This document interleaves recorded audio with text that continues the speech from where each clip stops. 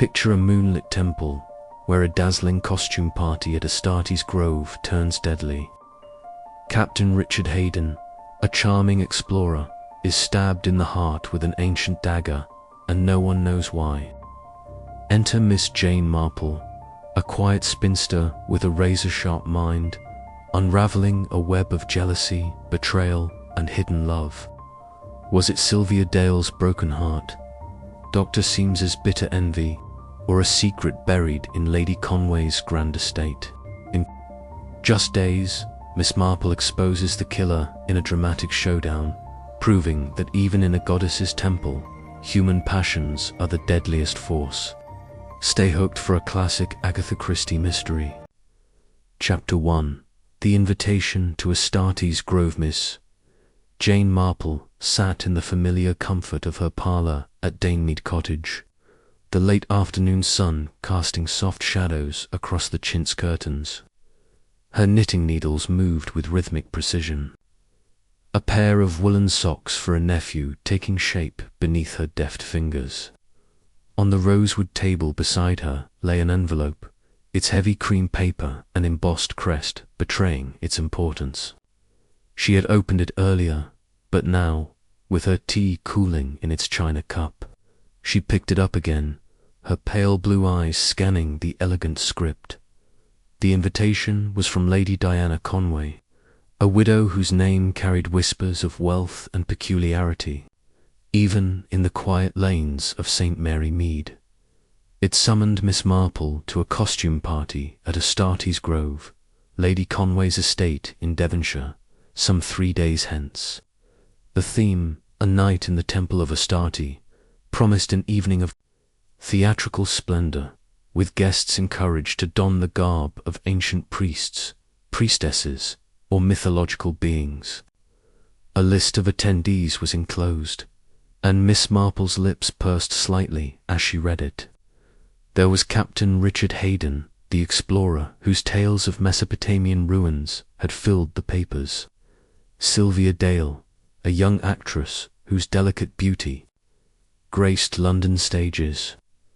Dr. Bernard Symes, an archaeologist of some repute, and a handful of others local gentry mingled with artists and strangers whose names stirred no recognition. Curious, Miss Marple murmured, setting the invitation down. Her fingers resumed their knitting, but her mind was elsewhere, turning over the names like pieces of a puzzle. Lady Conway, she recalled, had been a Miss Diana Warrender before her marriage to Sir Rupert Conway, a scholar of ancient religions whose death 5 years prior had left her a fortune and a reputation for eccentricity. The temple at Astarte's Grove, a folly built by Sir Rupert, was said to be a marvel, though whispers of its pagan rites, however fanciful, had reached even St. Mary Mead. Miss Marple did not believe in gossip, but she trusted its undercurrents, and something about this invitation felt like the first ripple of a deeper disturbance. She rose, her movements spry despite her years, and crossed to the window.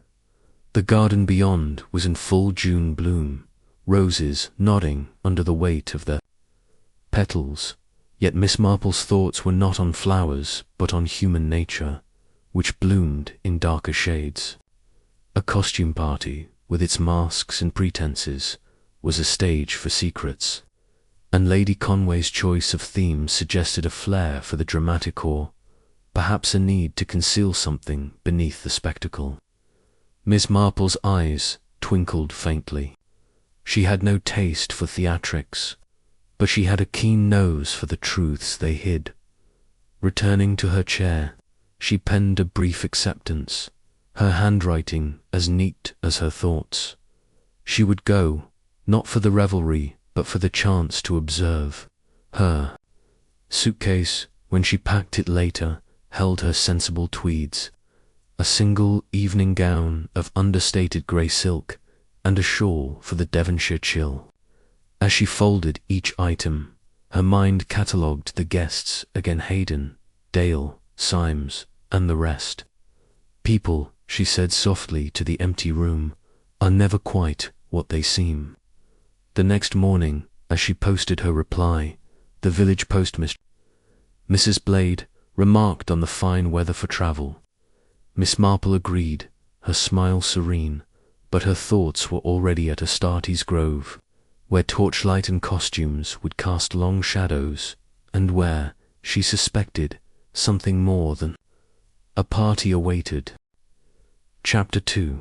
The goddess's domain. Miss Jane Marple stepped from the chauffeured car onto the gravel drive of Astarte's grove, her sensible shoes crunching softly as she adjusted her shawl against the cool Devonshire evening.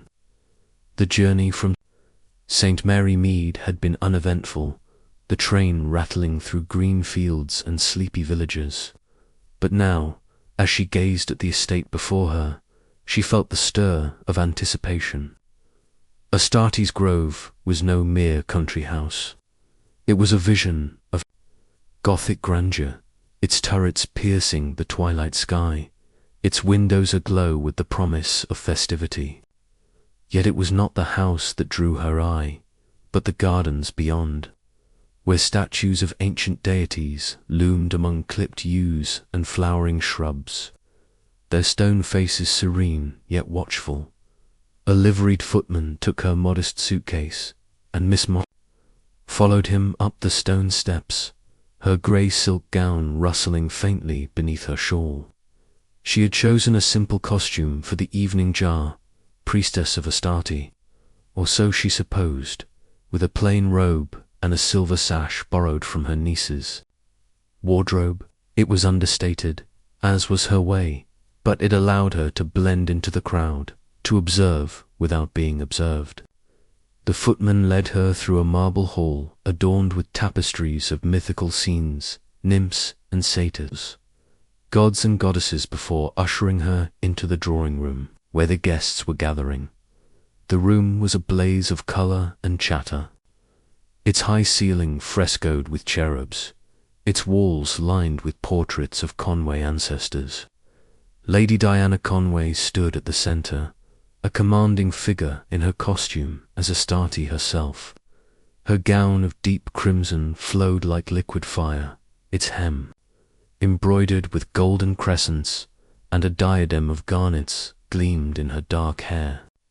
She was a woman of perhaps 40, her beauty tempered by a certain hardness about the mouth, and her eyes, as they met Miss Marple's, held a flicker of something nervousness, perhaps, or calculation. "Miss Marple, how delightful you could come," she said, her voice warm but measured. "I trust the journey was not too taxing." "Not at all, Lady Conway," Miss Marple replied, her tone mild. "Your invitation was most intriguing, and I could hardly resist the chance to see Astarte's grove." She smiled, her eyes taking in the room as she spoke. The guests, some 30 in number, mingled with glasses of champagne, their costumes a riot of silks and velvets. There were priests in flowing robes, warriors with plumed helmets, and maidens crowned with ivy. The air was thick with perfume and laughter, but Miss Marple's sharp senses detected an undercurrent, a tension that belied the merriment. Lady Conway introduced her to a few nearby guests, and Miss Marple noted their names and faces with her usual care. Captain Richard Hayden, a tall man with sun-browned skin and a roguish smile, was dressed as a Phoenician prince, his tunic adorned with turquoise beads. He bowed over her hand with exaggerated gallantry, his eyes twinkling. "A priestess, Miss Marple, you'll have us all confessing our sins before the night is out." She laughed softly, but her mind filed away his charm, which was too practiced to be entirely genuine.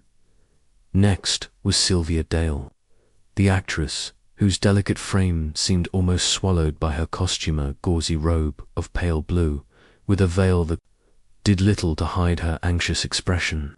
Her eyes, large and luminous, darted about the room, and when she shook Miss Marple's hand, her fingers were cold.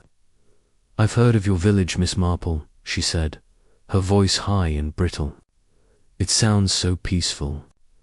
There was a longing in her tone, and Miss Marple wondered what troubles shadowed this young woman's life. Dr. Bernard Symes, the archaeologist, was a contrast to the others. His costume, a somber robe of black linen, seemed chosen for its restraint, and his manner was equally reserved. He nodded curtly when introduced, his grey eyes meeting Miss Marple's for only a moment before sliding away. "A pleasure," he murmured, but his tone suggested otherwise. Miss Marple observed the faint lines of strain about his mouth and the way his hand tightened around his glass. A man with secrets, she thought, and not one to share them lightly, as Lady Conway was called away to greet new arrivals. Miss Marple found a quiet corner near a window, her small figure half hidden by a potted palm. From this vantage, she watched the room, her knitting bag at her side, though she did not yet take out her needles. The guests were a varied lot, a local squire, red-faced and jovial in a centurion's armour, a painter from London, his toga splattered with paint as if by design, and a woman in a peacock-feathered mask, whose laughter was too loud and whose eyes followed Captain Hayden with unsettling intensity.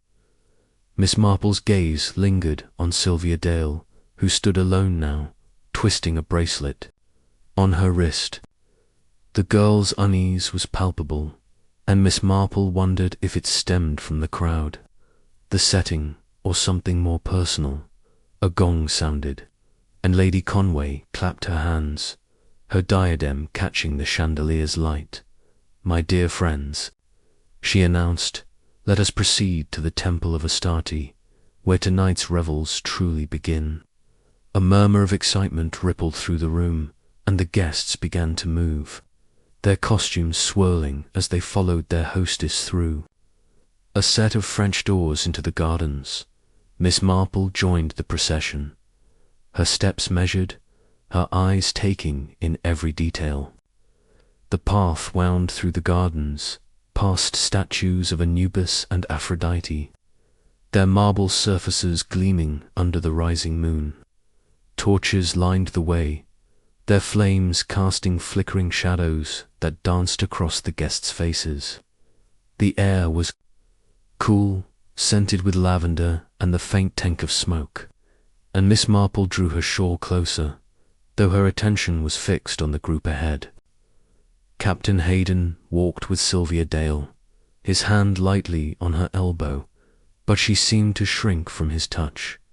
Dr. Symes trailed behind, his head bowed as if in thought, while Lady Conway led the way, her crimson gown a beacon in the twilight.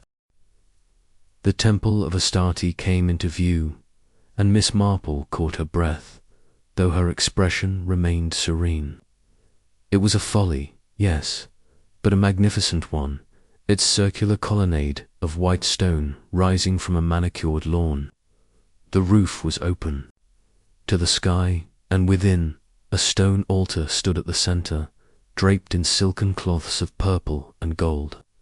Torches ringed the temple, their light reflecting off the polished floor, and above the altar hung a golden idol of Astarte, its eyes glinting with an almost lifelike intensity.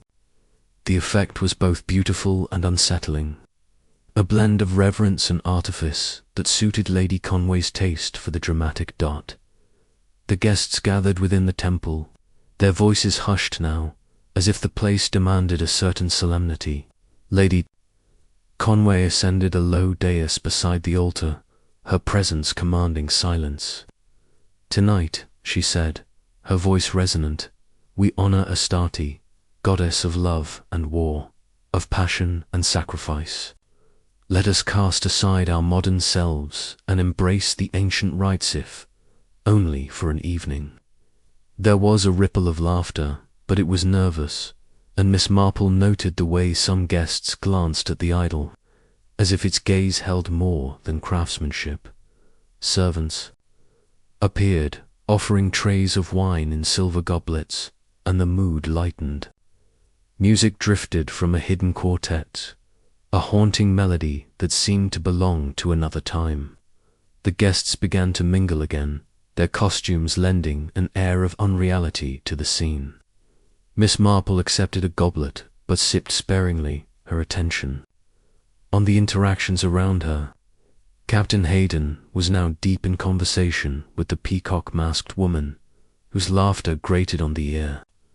Sylvia Dale stood near the altar, her veil clutched in one hand, her eyes fixed on Hayden with a mixture of longing and despair.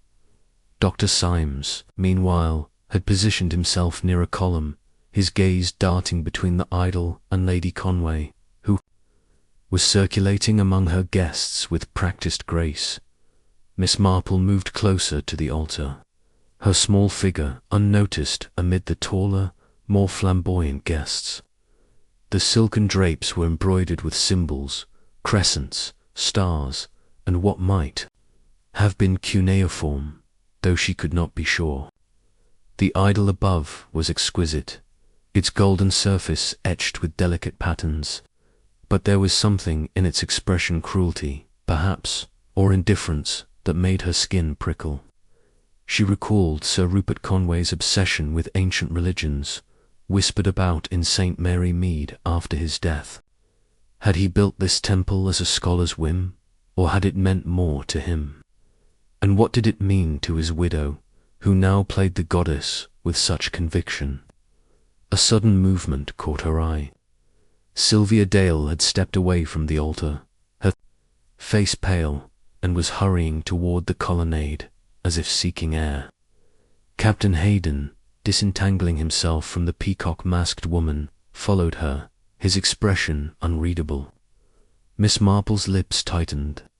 There was history between those two, she was certain, and not the happy kind. She made a mental note to speak with Sylvia later, if the girl could be drawn out. Lady Conway approached, her smile gracious, but her eyes searching. "Are you enjoying the temple, Miss Marple? It's rather a fanciful creation, but my husband was devoted to it." Her tone was light, but there was a strain beneath it, and Miss Marple wondered what prompted this sudden attention.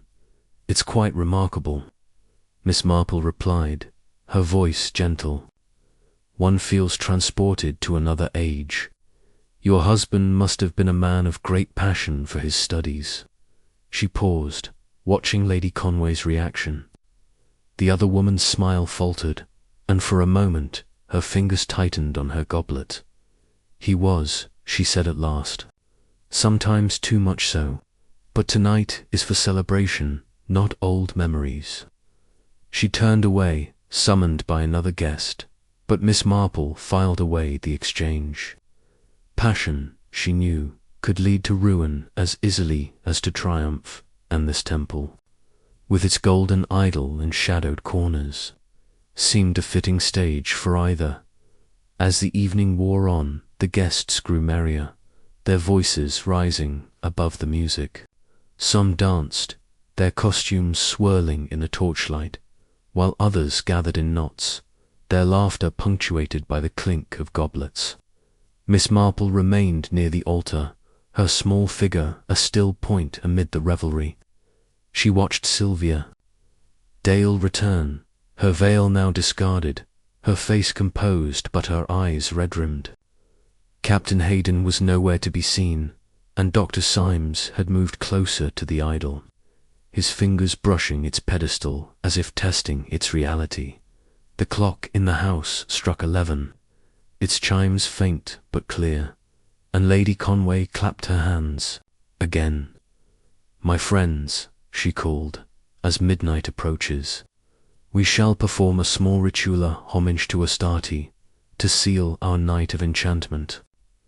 There was a murmur of approval, tinged with curiosity, and the guests began to gather around the altar, their faces expectant.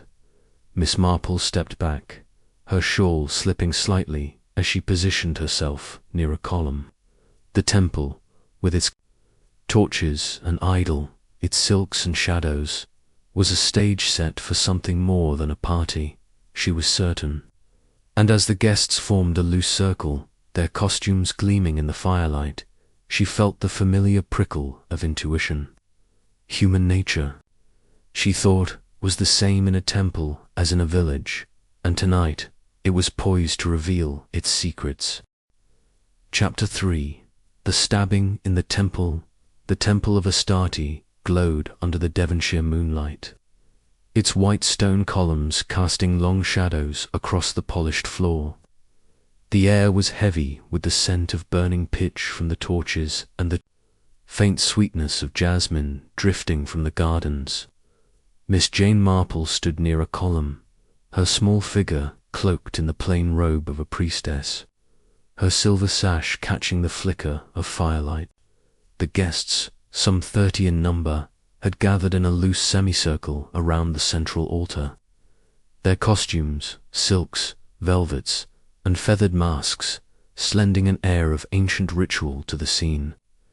Lady Diana Conway, resplendent as Astarte in her crimson gown, stood on the dais, her voice weaving a spell of mock solemnity as she led the party in a playful chant.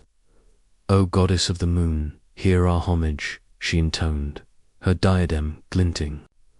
The guests echoed her words, their voices a mix of amusement and unease, as if the temple's atmosphere demanded a certain reverence. Miss Marple's sharp eyes moved over the crowd, noting the subtle currents beneath the festivity. Sylvia Dale, the actress, stood near the altar, her pale blue robe trembling slightly as she clutched her goblet.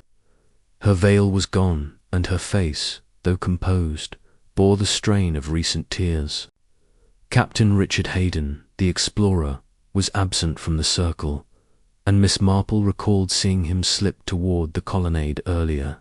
Following Sylvia after their brief encounter, Dr. Bernard Symes, in his somber black robe, lingered near, the golden idol of Astarte, his fingers twitching as if longing to touch it again. The other guest squires, artists, and strangers swayed to the rhythm of the chant, their faces flushed with wine and excitement. Yet Miss Marple sensed a fragility in the moment, as if the temple's shadows hid more than stone. The chant reached its crescendo, and Lady Conway raised her arms, the golden crescents on her gown catching the torchlight. "Let us offer our devotion," she cried, and the guests laughed, some tossing flowers toward the altar, others raising their goblets in a toast. The music from the hidden quartet swelled, its haunting notes curling through the air. Miss Marple stepped back, her shawl slipping slightly, and positioned herself where she could see both the altar and the colonnade. She had no taste for theatrics, but she understood their power to mask truth, and this ritual, however playful, was a stage for human nature to reveal itself. Then it happened. A sharp, piercing scream shattered the chant, cutting through the music like a blade. The guests froze, their laughter dying, and all eyes turned toward the shadows beyond the altar. A figure stumbled forward, lurching into the torchlight. It was Captain Richard Hayden, his Phoenician tunic stained dark with blood, a dagger protruding from his chest. His face, so handsome moments ago, was contorted in pain, his eyes wide with shock. He reached out, as if seeking the altar, and collapsed with a dull thud, his body sprawling across the silken drapes. The golden idol above seemed to gaze down, its gemmed eyes indifferent. For a moment, silence gripped the temple, broken only by the crackle of torches. Then chaos erupted. Sylvia Dale screamed, her goblet crashing to the floor, and several guests surged forward, their costumes tangling as they crowded around the body. Lady Conway, her face ashen beneath her diadem, descended from the dais, her hands trembling. "Richard," she gasped, kneeling beside him, but her touch was hesitant, as if she feared what she might find.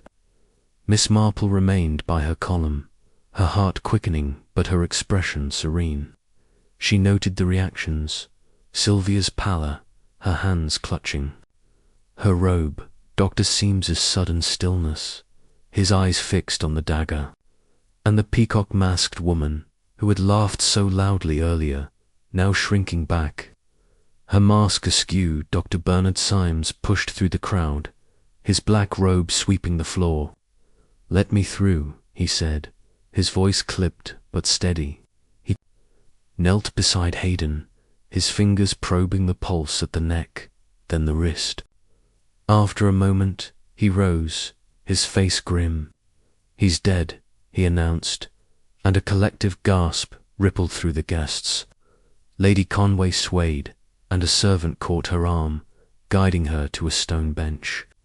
The music had stopped, and the temple felt suddenly cold, its grandeur mocking the tragedy at its heart. Miss Marple moved closer, her steps silent, and bent slightly to examine the scene.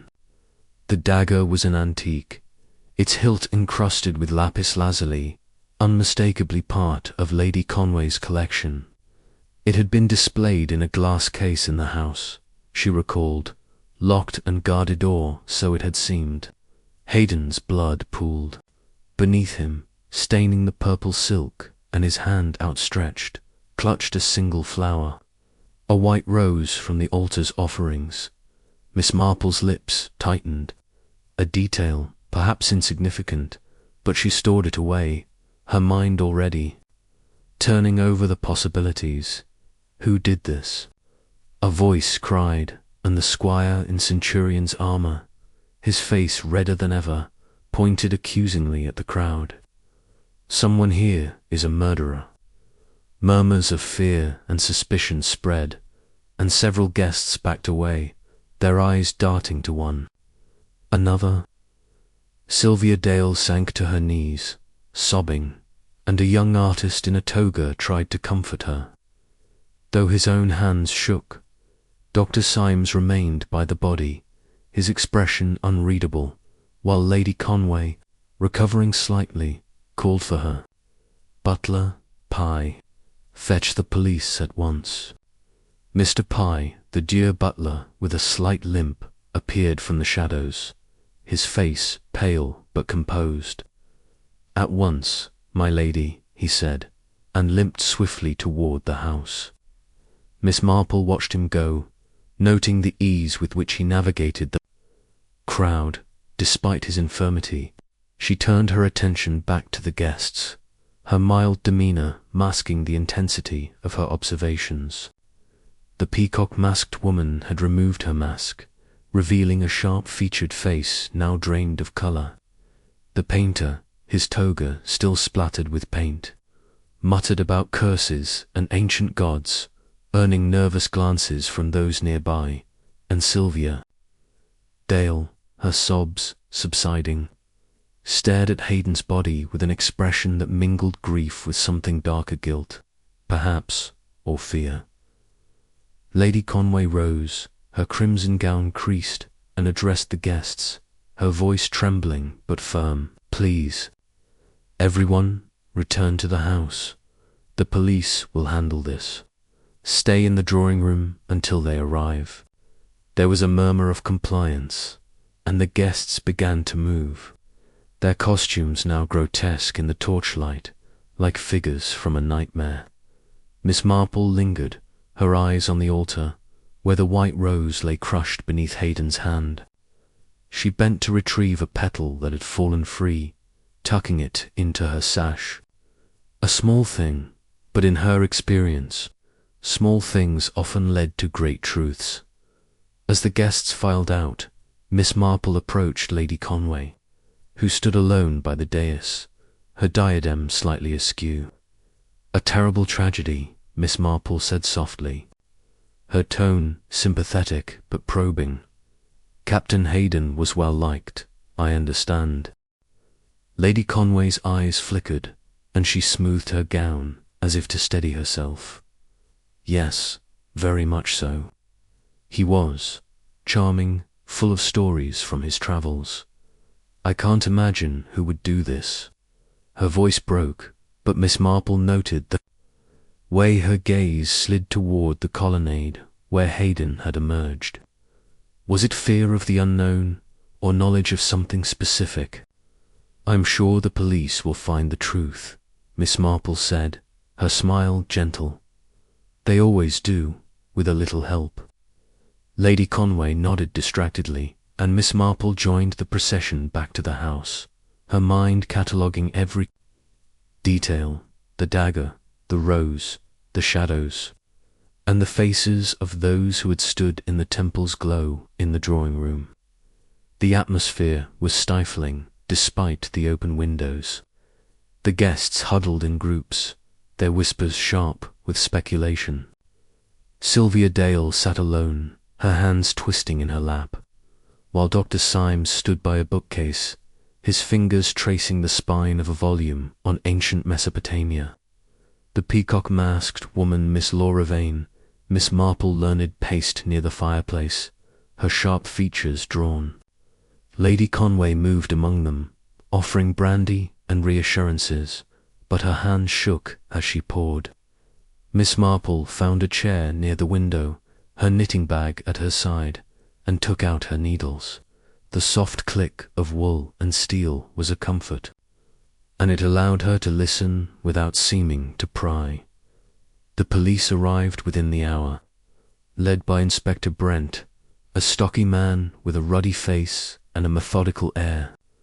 His uniform was crisp, but his eyes were tired, as if he had seen too many such nights. He was accompanied by a young constable, who carried a notebook, and a doctor from the nearby town, summoned to confirm the death.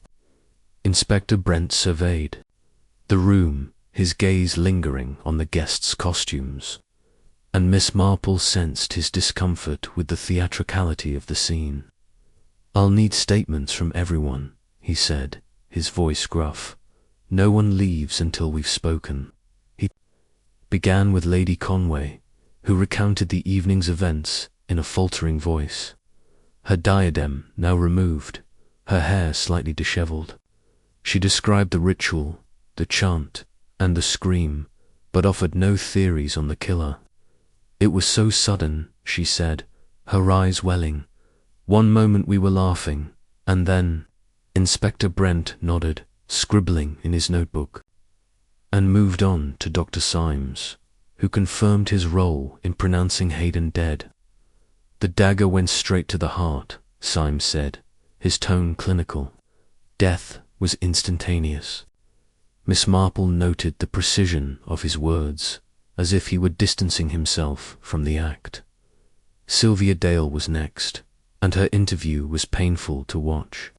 She stammered, her hands fluttering, and admitted to knowing Hayden well, though she avoided specifics. "We were friends," she said, her voice barely audible. "I didn't see what happened. I was by the altar." Inspector Brent pressed her, but she dissolved into tears, and he relented, moving on to the squire, whose bluster hid a clear lack of insight. Miss Marple listened, her needles clicking, and pieced together the fragments. No one had seen the stabbing, or so they claimed. The temple's open design, with its shadowed colonnade, offered countless hiding places, and the ritual had distracted all eyes. Inspector Brent approached Miss Marple last, his expression softening slightly at her age and demeanour. "Miss Marple, is it just a guest, I take it?" he said, flipping open his notebook. "Indeed, Inspector," she replied, her voice mild. "I was near the column, watching the ritual. I saw Captain Hayden stumble from the shadows, but nothing before that." She paused, then added, "The dagger, I believe, is from Lady Conway's collection. It was in a case in the library, was it not?" Brent's eyes narrowed, but he nodded. "So I'm told. We'll check for fingerprints, though I doubt we'll find any." The case was unlocked.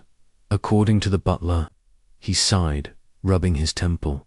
"A messy business, this, No motive, no witnesses, but we'll get to the bottom of it. I'm sure you will, Miss Marple said, her smile encouraging. She said no more, but her mind was racing. The dagger, unlocked and unguarded, suggested opportunity, but the motive remained elusive. Hayden's charm, his travels, his connections to Sylvia and Simzol were threads to be unravelled, and the rose, crushed in his hand, whispered of something personal, something intimate. As the interviews concluded, Inspector Brent ordered the guests to remain at Astarte's Grove until further notice. The doctor confirmed Dr. Seames's assessment death by a single stab wound. The body was covered with a sheet, to be removed once the scene was examined. The guests, subdued, retired to their rooms, their costumes now crumpled, their faces drawn. Miss Marple lingered in the drawing-room, her knitting in her lap, until Lady Conway approached, her eyes pleading. "Miss Marple," she said, her voice low, "you've solved mysteries before, haven't you? In your village, I mean. People talk of your insight. Will you stay? Help us?" Miss Marple met her gaze, her expression gentle but firm. "I'll stay, Lady Conway, and I'll do what I can." She rose, her shawl draped over her arm, and made her way to her room, her mind already weaving the threads of the night's events. The temple, with its idol and its shadows, had witnessed a crime, and she was determined to uncover its truth, petal by petal, secret by secret.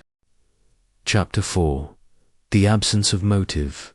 The morning after the tragedy at Astarte's Grove dawned grey and heavy, with clouds pressing low over the Devonshire hills.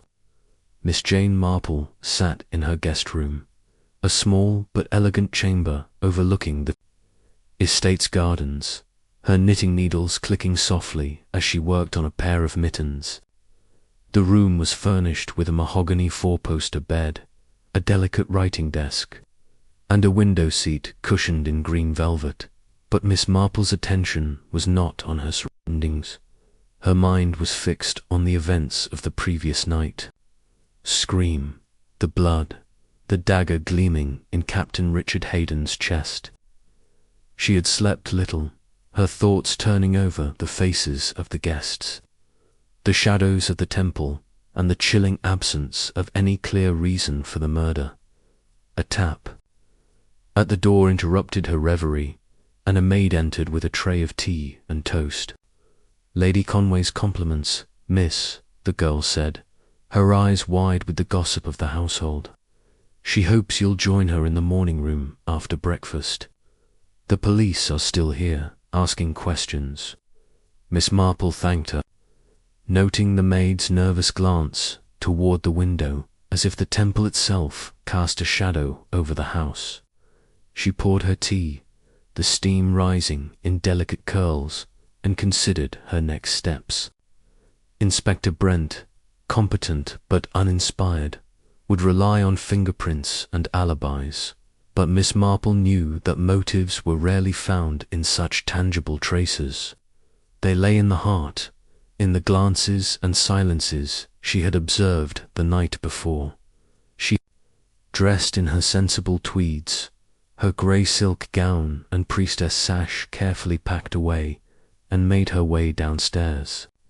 The house was subdued, its Gothic splendour muted by the weight of death.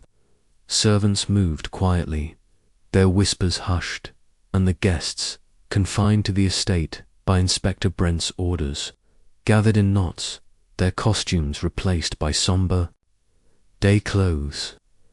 In the morning room, Lady Diana Conway sat at a rosewood table, her crimson gown gone, her dark hair pinned simply. She looked older in the daylight, her face etched with strain, but her voice was steady as she greeted Miss Marple. "You were kind to stay," she said, pouring coffee from a silver pot. This horror has shaken us all. I feel responsible, somehow." "Nonsense, Lady Conway, Miss Marple replied, her tone gentle but firm. You could not have foreseen such an act, but I shall do my best to help, as you asked. She accepted a cup of coffee, her eyes noting the tremor in Lady Conway's hand. Inspector Brent is thorough, I'm sure, but perhaps there are things only those who know the guests might notice. Lady Conway nodded, her gaze flickering toward the window, where the temple's columns were just visible through the mist. Richard was so full of life, she said softly. Everyone liked him, more so, I thought. I can't imagine why anyone would.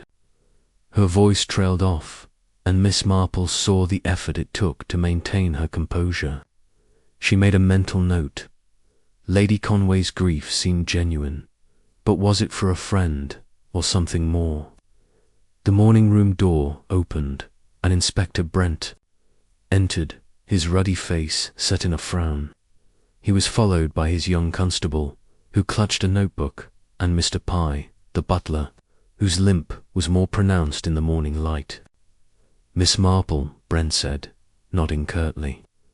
Lady Conway, I've got some preliminary findings. The daggers from your collection, as you know. No fingerprints wiped clean, likely. The case in the library was unlocked, though Mr. Pye here swears it was secure before the party. Pye's face tightened, but he bowed slightly. I checked the case myself, sir, at 6 o'clock. The key was in my pocket until I opened it for the display during the ritual. His voice was even, but Miss Marple noted the defensive edge, and the way his eyes avoided Lady Conway's. Someone got to it, then, Brent said, rubbing his chin. The temple's open on all sides. Anyone could have slipped in during the chanting, but we've no witnesses, and no one's admitting to a grudge against Hayden. He was a popular chap, by all accounts. He glanced at Miss Marple, as if expecting her to contradict him, but she merely sipped her coffee, her expression bland. We're searching the grounds now, Brent continued, and I'll question the guests again.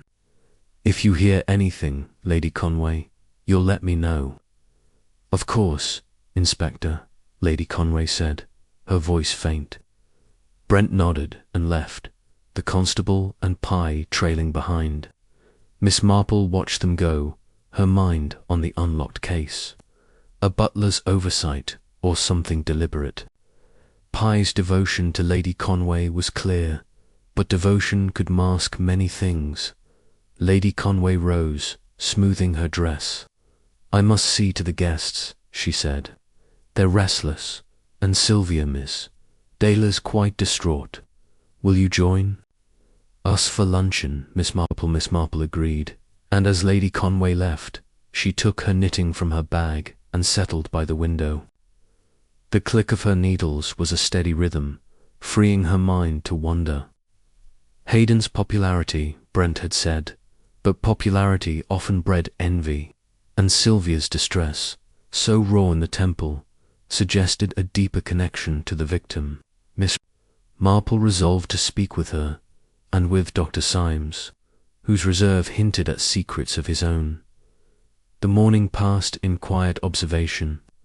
Miss Marple wandered the house, her small figure unnoticed amid the tension.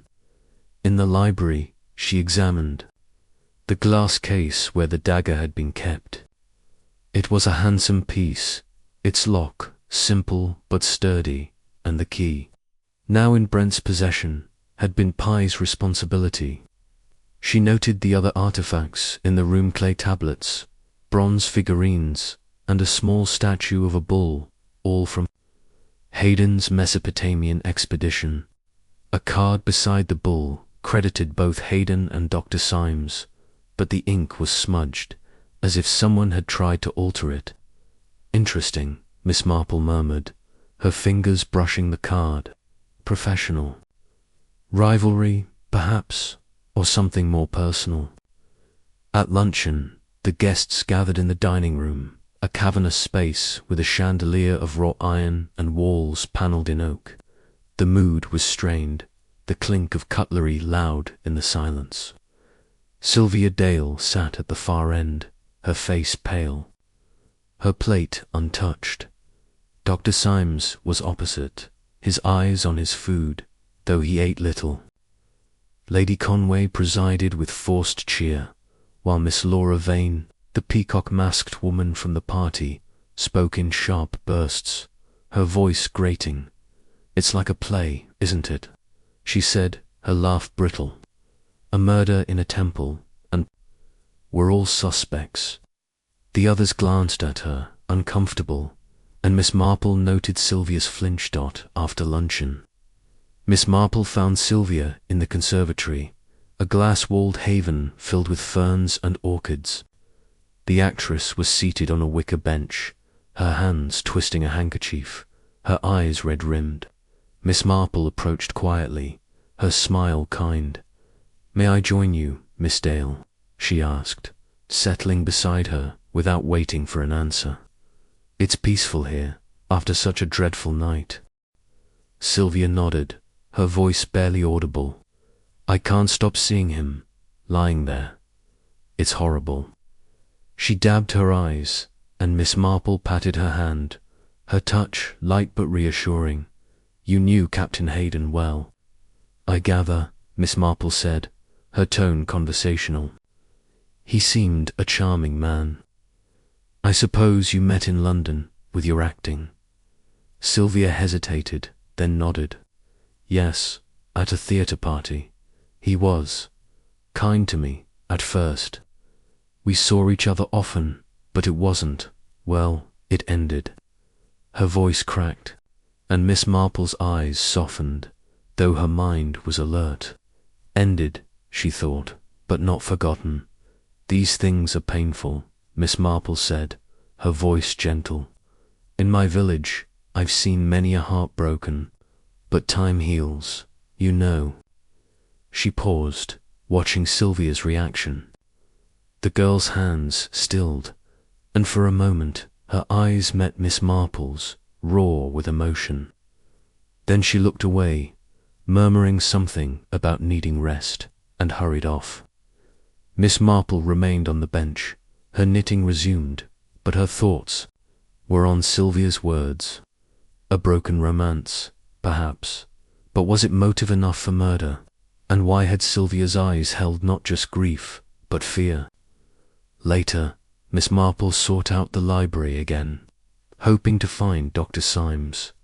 He was there, as she'd suspected, standing by the artifact case, his fingers tracing the edge of a clay tablet.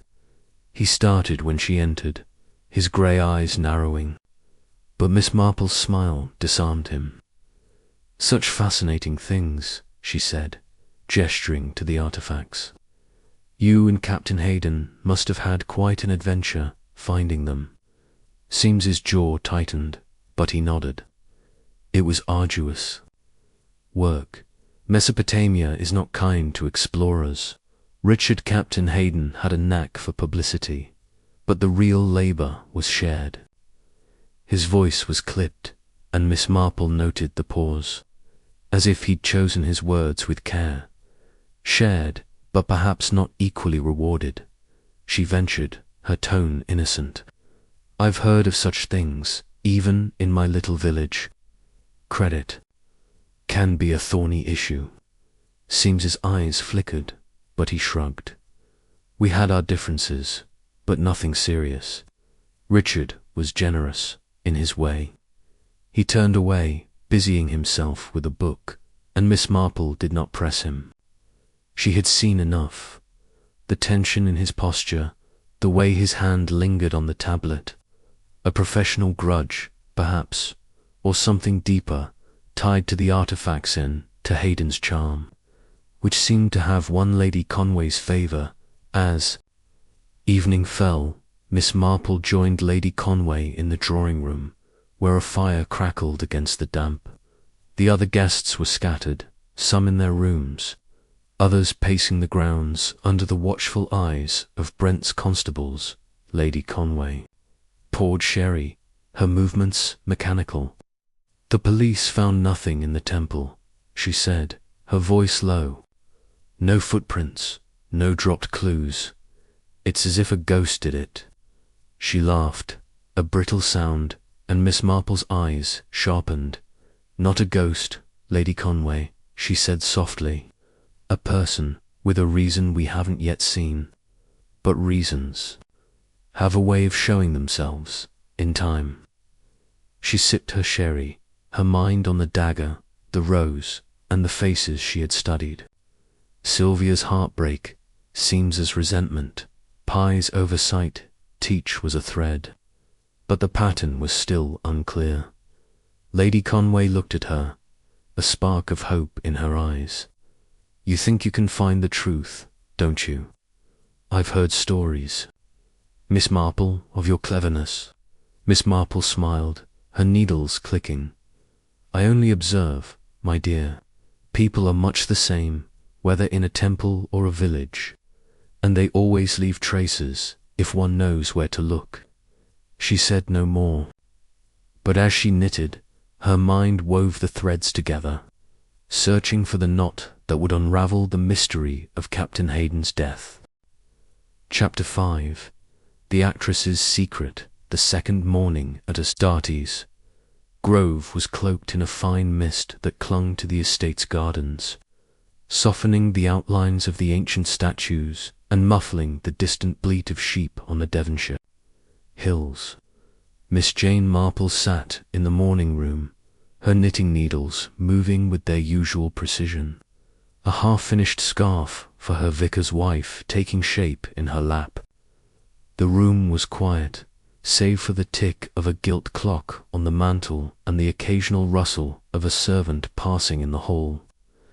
The events of the previous night, the murder of Captain Richard Hayden in the Temple of Astarte, hung over the house like the mist outside, and Miss Marple's thoughts were busy, sifting through the fragments of what she had seen and heard.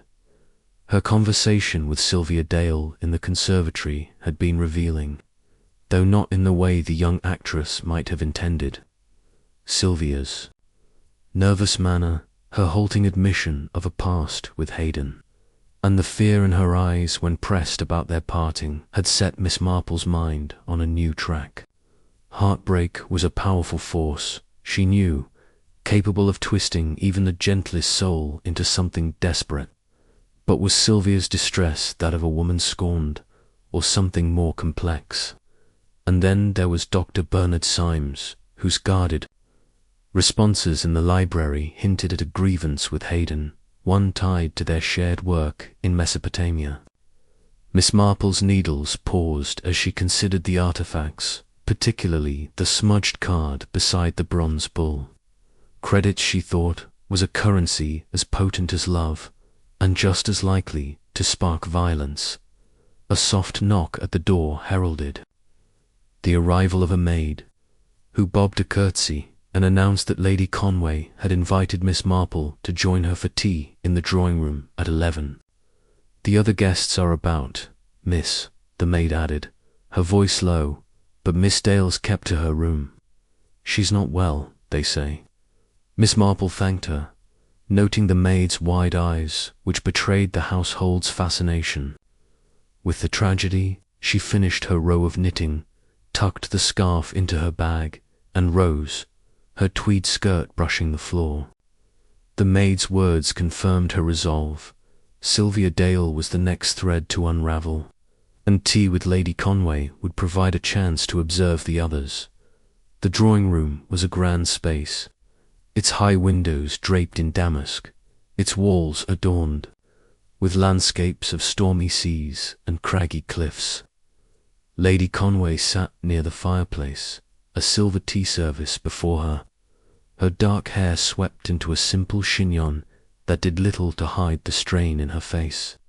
She wore a navy dress, its severity a stark contrast to her Astarte costume, and her hands moved restlessly as she poured tea.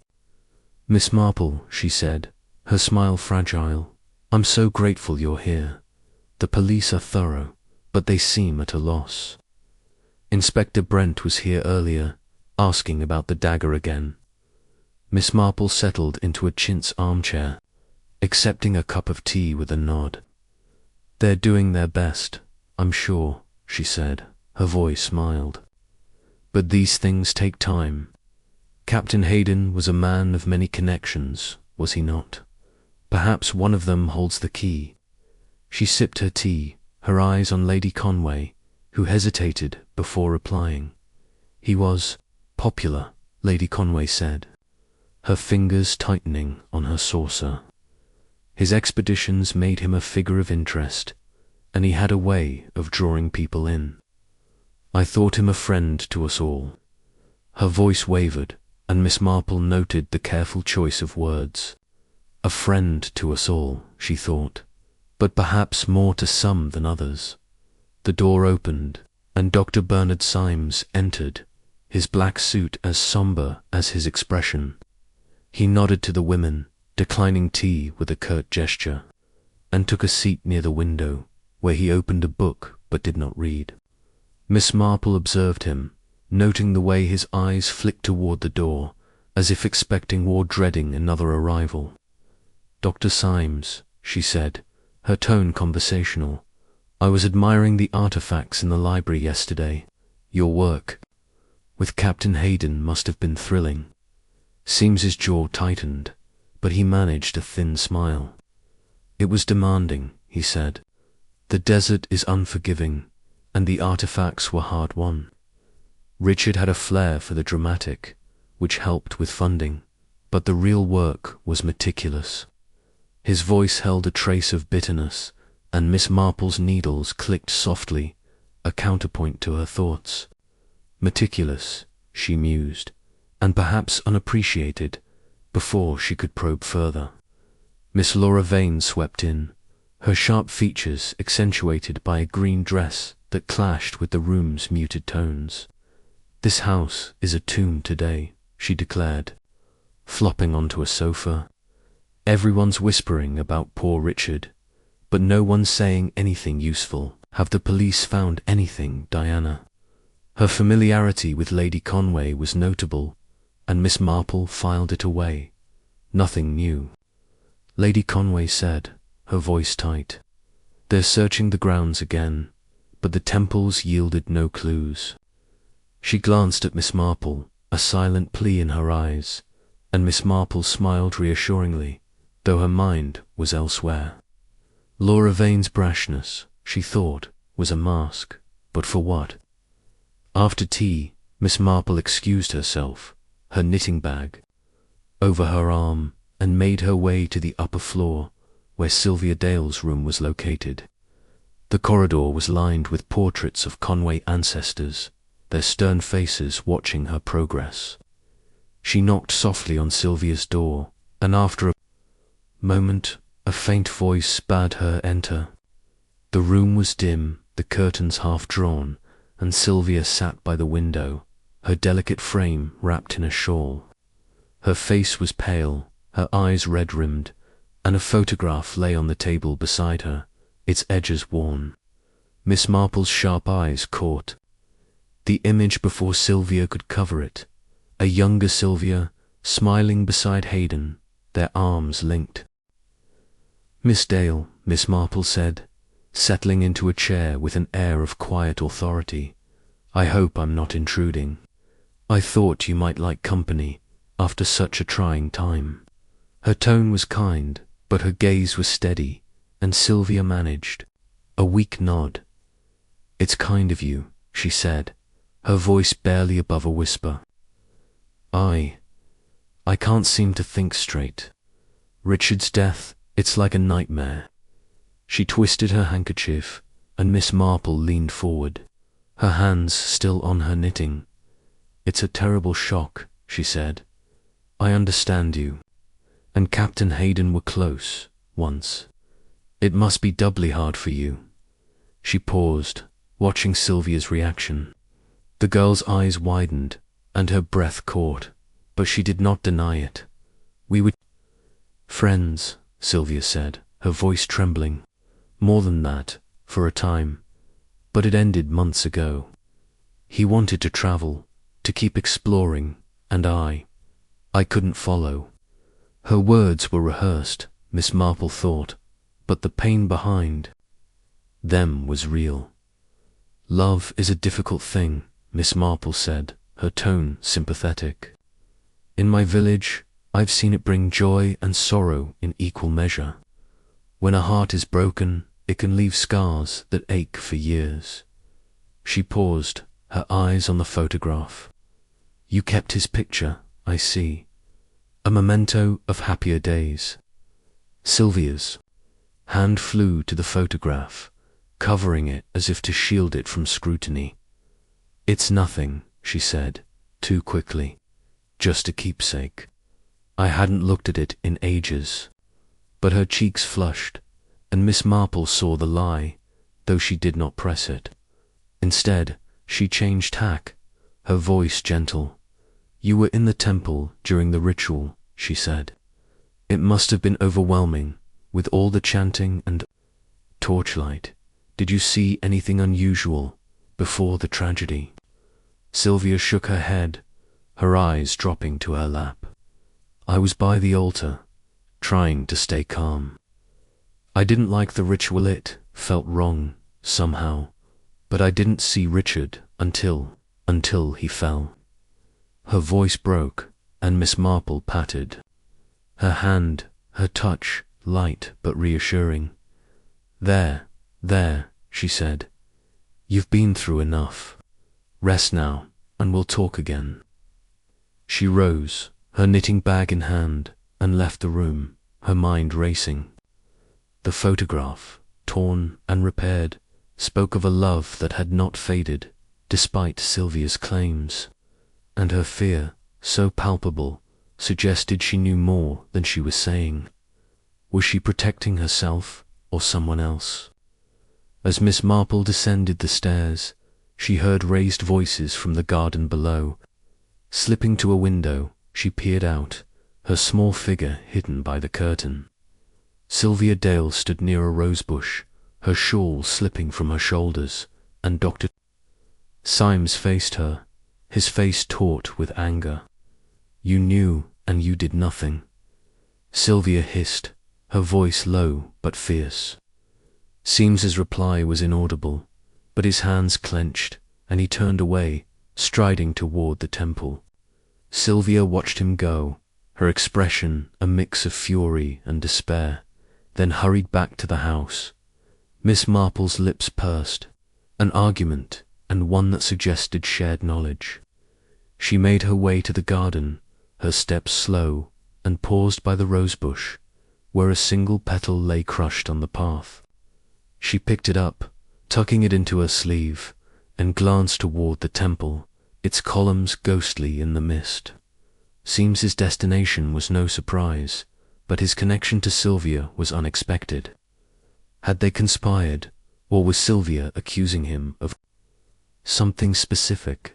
Returning to the house, Miss Marple sought out the library, hoping to find more about the artifacts that seemed to haunt Symes. The room was empty, its air heavy with the scent of old leather and wax. She examined the case again, noting the clay tablets and the bronze bull, but her attention was drawn to a ledger on a nearby desk, its pages filled with Lady Conway's neat handwriting. It catalogued the artifacts, with dates and donors, and Miss Marple's eyes narrowed as she read an entry for the golden idol of Astarte. Donated by Captain Richard Hayden, it said, with Dr. Bernard Symes listed in smaller print, almost as an afterthought. A faint pencil mark crossed out Syemes's name, then retraced, as if the writer had reconsidered. Credit, indeed, Miss Marple murmured, closing the ledger as evening approached. She joined the guests for dinner, a subdued affair in the dining room. Sylvia was absent, pleading a headache, but Dr. Symes was present, his silence more pronounced than ever. Lady Conway spoke little, her eyes darting to the empty chair where Hayden might have sat, and Miss Laura Vane filled the silence with brittle chatter, her laughter grating. Miss Marple ate sparingly, her thoughts on the argument she had witnessed. Sylvia's words you knew, and you did nothing echoed in her mind. A clue to something deeper, something tied to Hayden's death. After dinner, she retired to her room, her knitting resumed by the fire. The house was quiet, the guests dispersed. But Miss Marple's mind was far from restful. Sylvia's secret, she thought, was not just her love for Hayden, but something she shared with Symes, something that had sparked anger and fear. The artifacts, the temple, the dagger all, were pieces of a puzzle, and Miss Marple was determined to fit them together. As her needles clicked, she pictured the temple in her mind, its shadows hiding a truth that was slowly coming into focus, petal by petal, secret by secret. Chapter 6. The archaeologist's burden. The third day at Astarte's grove broke with a tentative sun, its rays piercing the mist that had shrouded the estate and casting a pale glow over the gardens. Miss Jane Marple sat at the small writing desk in her guest room, her knitting set aside for the moment, a cup of tea cooling beside a notepad where she had jotted a few observations. The murder of Captain Richard Hayden in the Temple of Astarte lingered in her mind, its details sharp and insistent. The dagger, the white rose crushed in Hayden's hand, Sylvia Dale's tearful secrecy, and the smouldering resentment in Dr. Bernard Simes's eyes all were threads in a tapestry she was determined to unravel. Her conversation with Sylvia had revealed a broken romance, but it was the overheard argument in the garden. Sylvia's fierce accusation, you knew and you did nothing. That had turned her attention firmly to Symes. The archaeologist, with his guarded manner and fixation on the artifacts, carried a burden, she was certain, and it was time to explore its weight. Miss Marple dressed in her usual tweeds, a brooch of amethyst her only concession to ornament, and made her way downstairs. The house was stirring, though the atmosphere remained heavy, the servants' footsteps soft as if to avoid disturbing the grief that clung to the walls. In the breakfast room, a long table was laid with silver and porcelain, but the guests were few. Lady Diana Conway, pale in a grey morning dress, picked at a slice of toast, her eyes distant. Miss Laura Vane, her green dress replaced by a more subdued navy, chatted about the weather, her voice too bright for the occasion. Sylvia Dale was absent, likely still in her room, and Dr. Symes sat at the table's far end, his coffee untouched, a newspaper open before him but unread. Miss Marple took a seat near him, her smile serene as she helped herself to a boiled egg. "Good morning, Dr. Symes," she said, her tone light but deliberate. "I trust you slept well, despite the circumstances. It's a trying time for us all." Her needles remained in her bag, but her hands were busy with her napkin, folding it with the same precision she applied to her thoughts. Symes glanced up, his grey eyes wary. "As well as one can," he said, his voice clipped. "The police are no closer to answers, I suppose."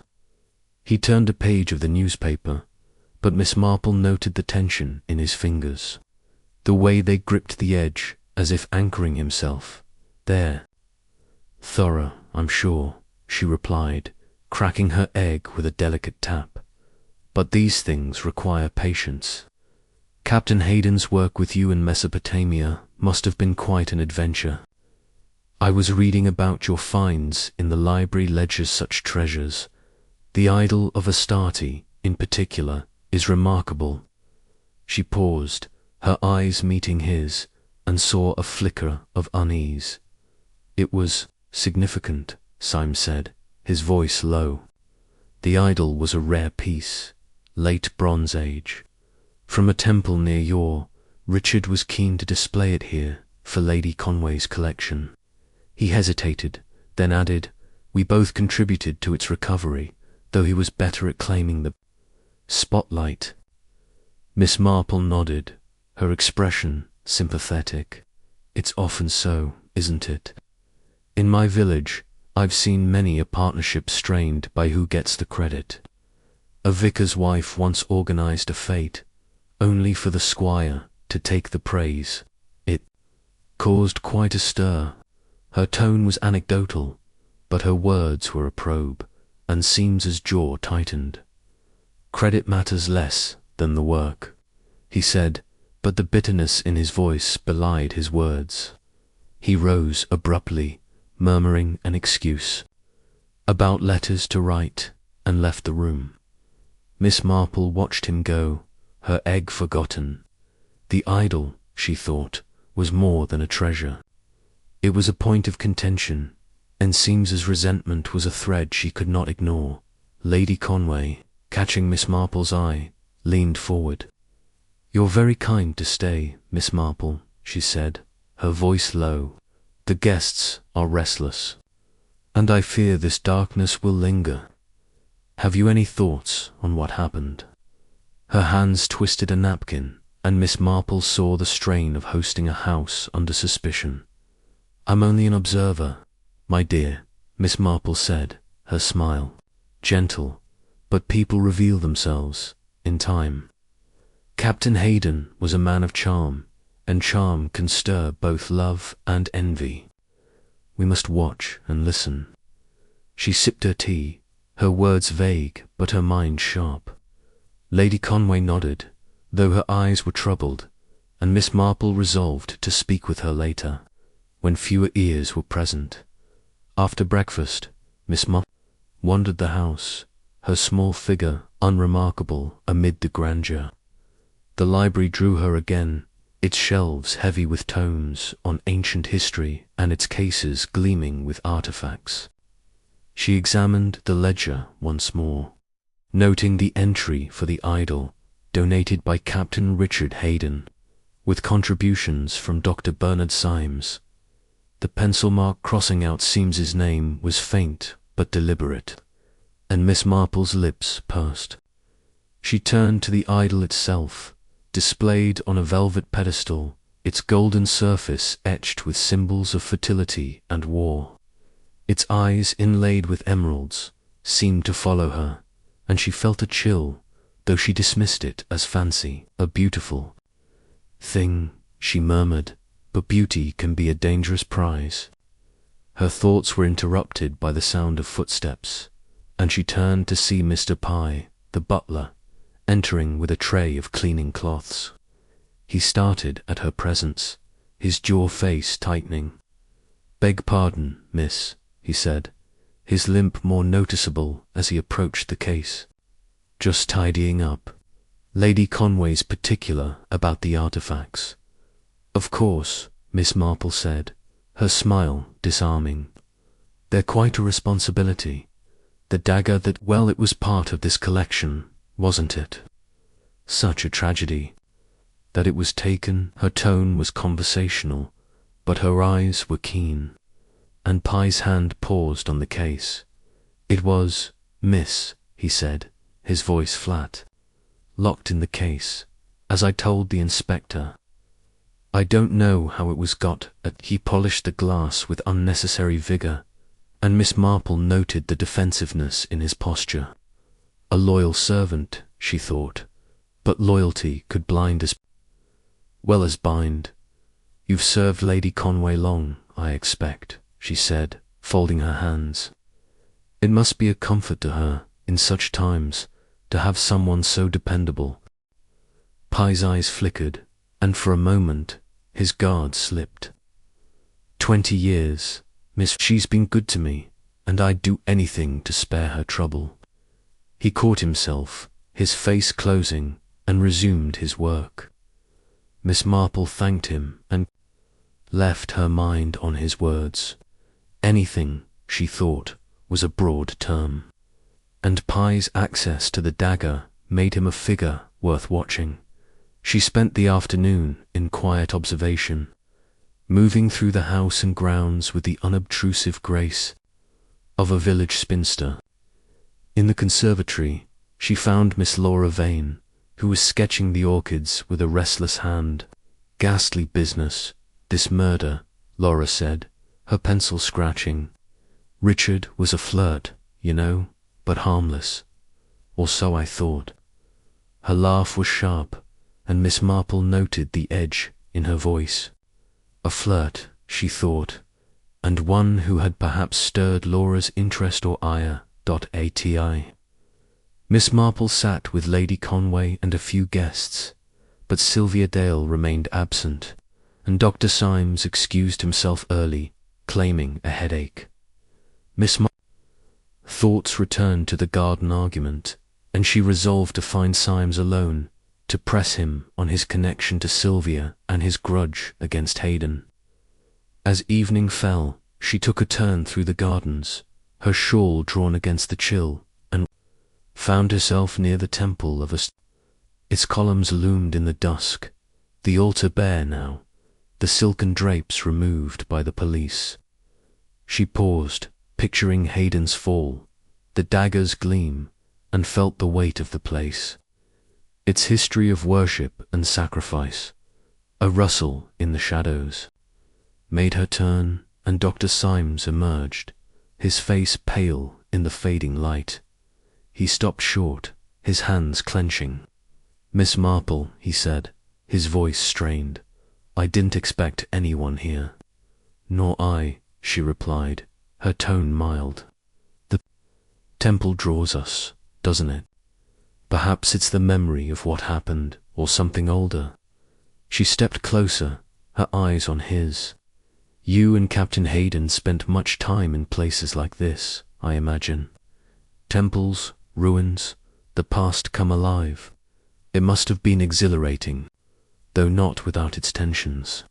Seemed his eyes narrowed, but he nodded. It was. Richard had a gift for making the past seem romantic, but archaeology is work, not romance.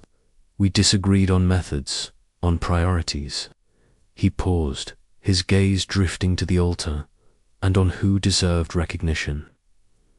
Miss Marple tilted her head, her expression sympathetic. "Recognition is a powerful thing," she said.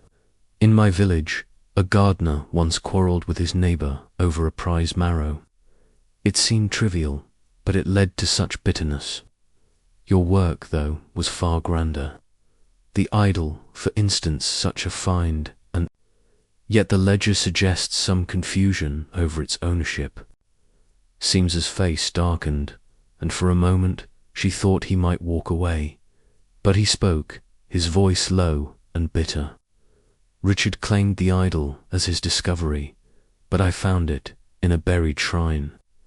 He was the one who presented it to Lady Conway. Who wrote the checks? I didn't care for fame, but I wanted my due." He stopped, as if realizing he had said too much, and turned toward the path. "Excuse me, I need air." Miss Marple watched him go, her lips pursed. The idol, she thought, was the heart of his grievance, and Haydon's charm had cost him more than Credit had won Lady Conway's favour, perhaps her affection. She recalled Sylvia's accusation in the garden, and a new possibility formed. Had Symes known of Sylvia's pain, her broken engagement to Haydon, and seen it as a chance to deflect suspicion? The temple's shadows, she thought, had hidden more than a dagger. As she returned to the house, the lights of Astarte's grove glowed through the dusk, a beacon of warmth against the gathering dark. Dinner was a quiet affair, the guests subdued, their conversations stilted. Lady Conway spoke of plans to close the temple, her voice faltering, and Miss Laura Vane speculated about curses. Earning a sharp look from Dr. Symes, Sylvia appeared briefly, her face pale, but she ate little and left early, avoiding Seames's gaze. Miss Marple observed it all, her knitting in her lap, the scarf growing longer as her thoughts wove a pattern in her room that night. She sat by the fire, her notepad open. She wrote Syme's resentment over idle, possible knowledge of Sylvia's pain, Sylvia fearful, hiding something, Lady Conway grief or guilt, pie excess to dagger, loyalty to mistress. The threads were clearer now, but the motive remained elusive. Symes's burden, she thought, was not just professional pride, but something personal, tied to the dynamics of the house. As her needles clicked, she pictured the temple, its altar stained with blood, and knew the truth was close, waiting to be drawn from the shadows. Chapter 7. The hostesses fear the fourth morning at Astarte's grove, unfolded under a sky of unbroken grey. The Devonshire air damp and heavy with the promise of rain. Miss Jane Marple sat in the conservatory, a haven of glass and greenery, where the scent of damp earth and blooming orchids offered a brief respite from the house's oppressive atmosphere. Her knitting needles moved with their accustomed rhythm, a pair of gloves for her nephew Raymond taking shape, but her mind was far from the wool in her hands. The murder of Captain Richard Haydon in the Temple of Astarte remained a puzzle, its pieces scattered across the faces and secrets of the guests. Sylvia Dale's heartbreak, Dr. Bernard Symes's simmering resentment, and the curious oversight of the butler, Mr. Pye, with the dagger's case, had each added a thread to the tapestry. Miss Marple was weaving. Yet it was Lady Diana Conway, the hostess, whose strained demeanour and fleeting glances suggested a fear deeper than that of a mere witness to tragedy, and Miss Marple resolved to explore its source. She had risen early, her sleep disturbed by the image of the temple's altar, stained with Haydon's blood, and the golden idol of Astarte, its emerald eyes seeming to hold secrets of their own. Over a simple breakfast of tea and scones in her room, she had reviewed her notes, jotting a new observation. Lady Conway grief, too intense for friendship, fear of something specific. The hostess's reaction in the temple, her trembling hands. Her hesitation to touch Haydon's body had been telling, and Miss Marple suspected her connection to the victim went beyond the casual acquaintance she claimed. Now, as she sat among the ferns, her small figure dwarfed by the lush foliage, she planned her approach, knowing that Lady Conway's fear might be the key to unlocking the motive that Inspector Brent had yet to find. A soft rustle drew her attention, and she looked up to see Lady Conway herself entering the conservatory. A shawl draped over her shoulders, her face pale against the dark green of her dress. Her eyes, shadowed with fatigue, widened slightly at the sight of Miss Marple, but she managed to smile. "Miss Marple, you're an early riser," she said, her voice strained but courteous. "I come here sometimes, when the house feels too close." She sank onto a wicker chair, her hands twisting the fringe of her shawl, and Miss Marple noted the nervous gesture. So unlike the poised Astarte of the party. "It's a soothing place," Miss Marple replied, her tone gentle as she set her knitting aside. "The plants have a way of listening without judging, don't they? I find them a comfort in troubling times." She paused, her pale blue eyes meeting Lady Conway's. "And these are troubling times, indeed. Captain Haydon's death has cast a shadow over us all." Lady Conway's lips trembled, and for a moment Miss Marple thought she might weep. "It's dreadful," she said, her voice barely above a whisper. "I keep seeing him lying there with that dagger. I thought the party would be a lark, a way to honor Rupert's love for the old gods. But now it feels like a curse." Her hand stilled, and she looked away, toward the misty gardens beyond the glass. Miss Marple leaned forward, her expression sympathetic, but her mind alert. "A curse is a fanciful notion," she said, "but fear is real, And I see it in you, my dear. You knew Captain Hayden well, I think, and his loss has struck you deeply. Perhaps you fear more than the loss itself something about why he died." Her words were soft, but they carried a quiet insistence, and Lady Conway's breath caught eye. "I don't know what you mean," she said, but her eyes darted to the door, as if checking for eavesdroppers. "Richard was a friend, a guest. He brought the idol to our collection, and we shared an interest in his travels. That's all." Her voice was too quick, and Miss Marple's lips pursed slightly, though her smile remained kind. "Of course," she said, folding her hands, "but in my village, I've seen how even friendships can carry complications. A young widow once grew close to a newcomer, and the village talked, as villagers do. It caused her such distress, poor thing. You've borne this tragedy with grace, but I wonder if there's something weighing on you, something you haven't told the inspector." She paused, watching Lady Conway's reaction, and saw a flicker of panic in her eyes. Lady Conway rose, her shawl slipping to the floor. "You're very perceptive, Miss Marple," she said, her voice tight. "But there's nothing to tell. I'm only shaken, as anyone would be. Excuse me, I must see to the household." She retrieved her shawl and left. Her steps hurried, and Miss Marple watched her go, her needles resuming their click. The denial, she thought, was as telling as a confession. And Lady Conway's fear was not just of the murder, but of what it might reveal. The morning passed in quiet activity. Miss Marple joined the guests in the drawing-room, where Inspector Brent was conducting another round of interviews. His ruddy face was set in frustration, and his questions about alibis, about Hayden's enemies, yielded little. Sylvia Dale, summoned from her room, answered in monosyllables, her eyes downcast, while Dr. Symes repeated his account of pronouncing Hayden dead with clinical detachment.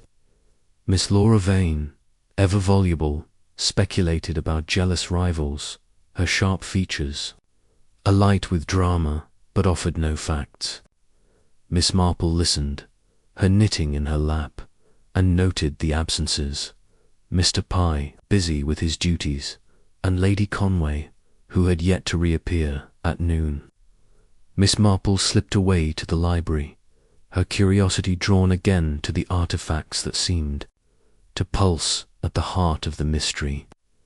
The golden idol of Astarte stood on its pedestal, its emerald eyes glinting in the muted light, and she studied it closely, noting the fine craftsmanship, the symbols of crescents and stars etched into its surface.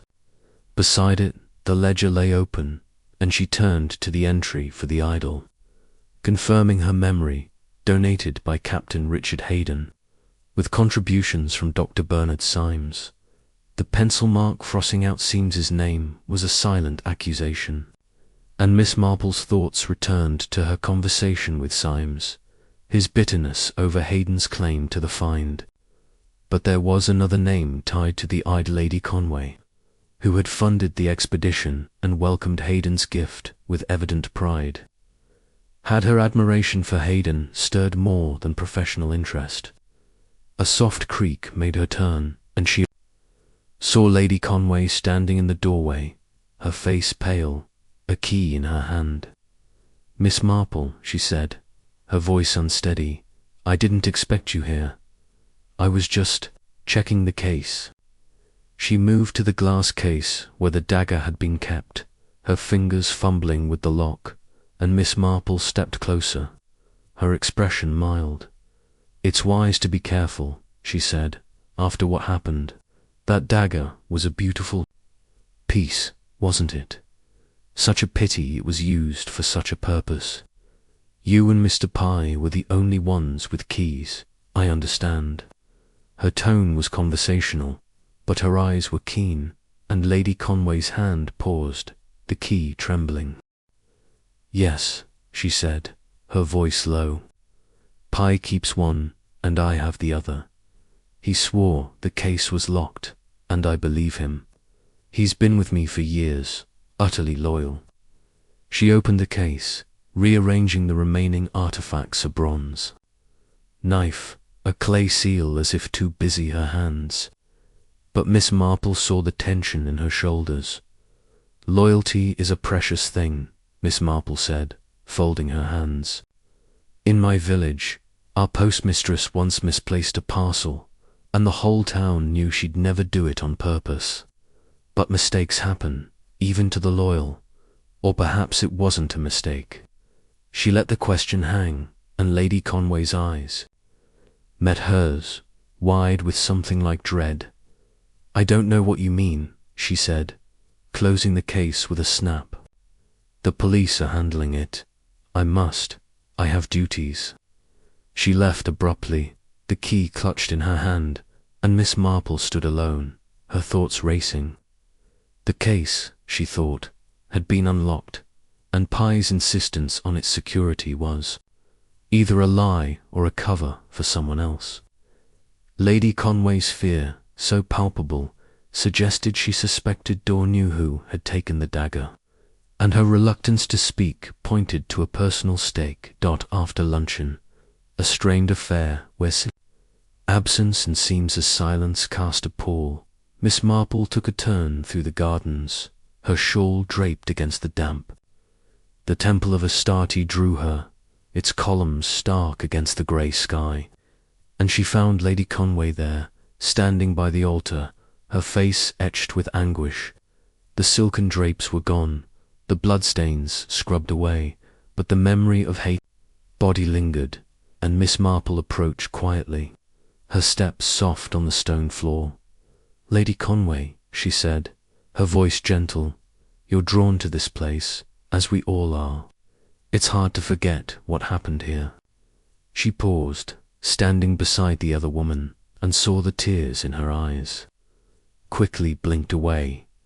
It's cursed, Lady Conway whispered, her hands clenched. Rupert, my husband, he loved this temple, but it consumed him. His obsession with Astarte, with the old rites, it drove him to ruin.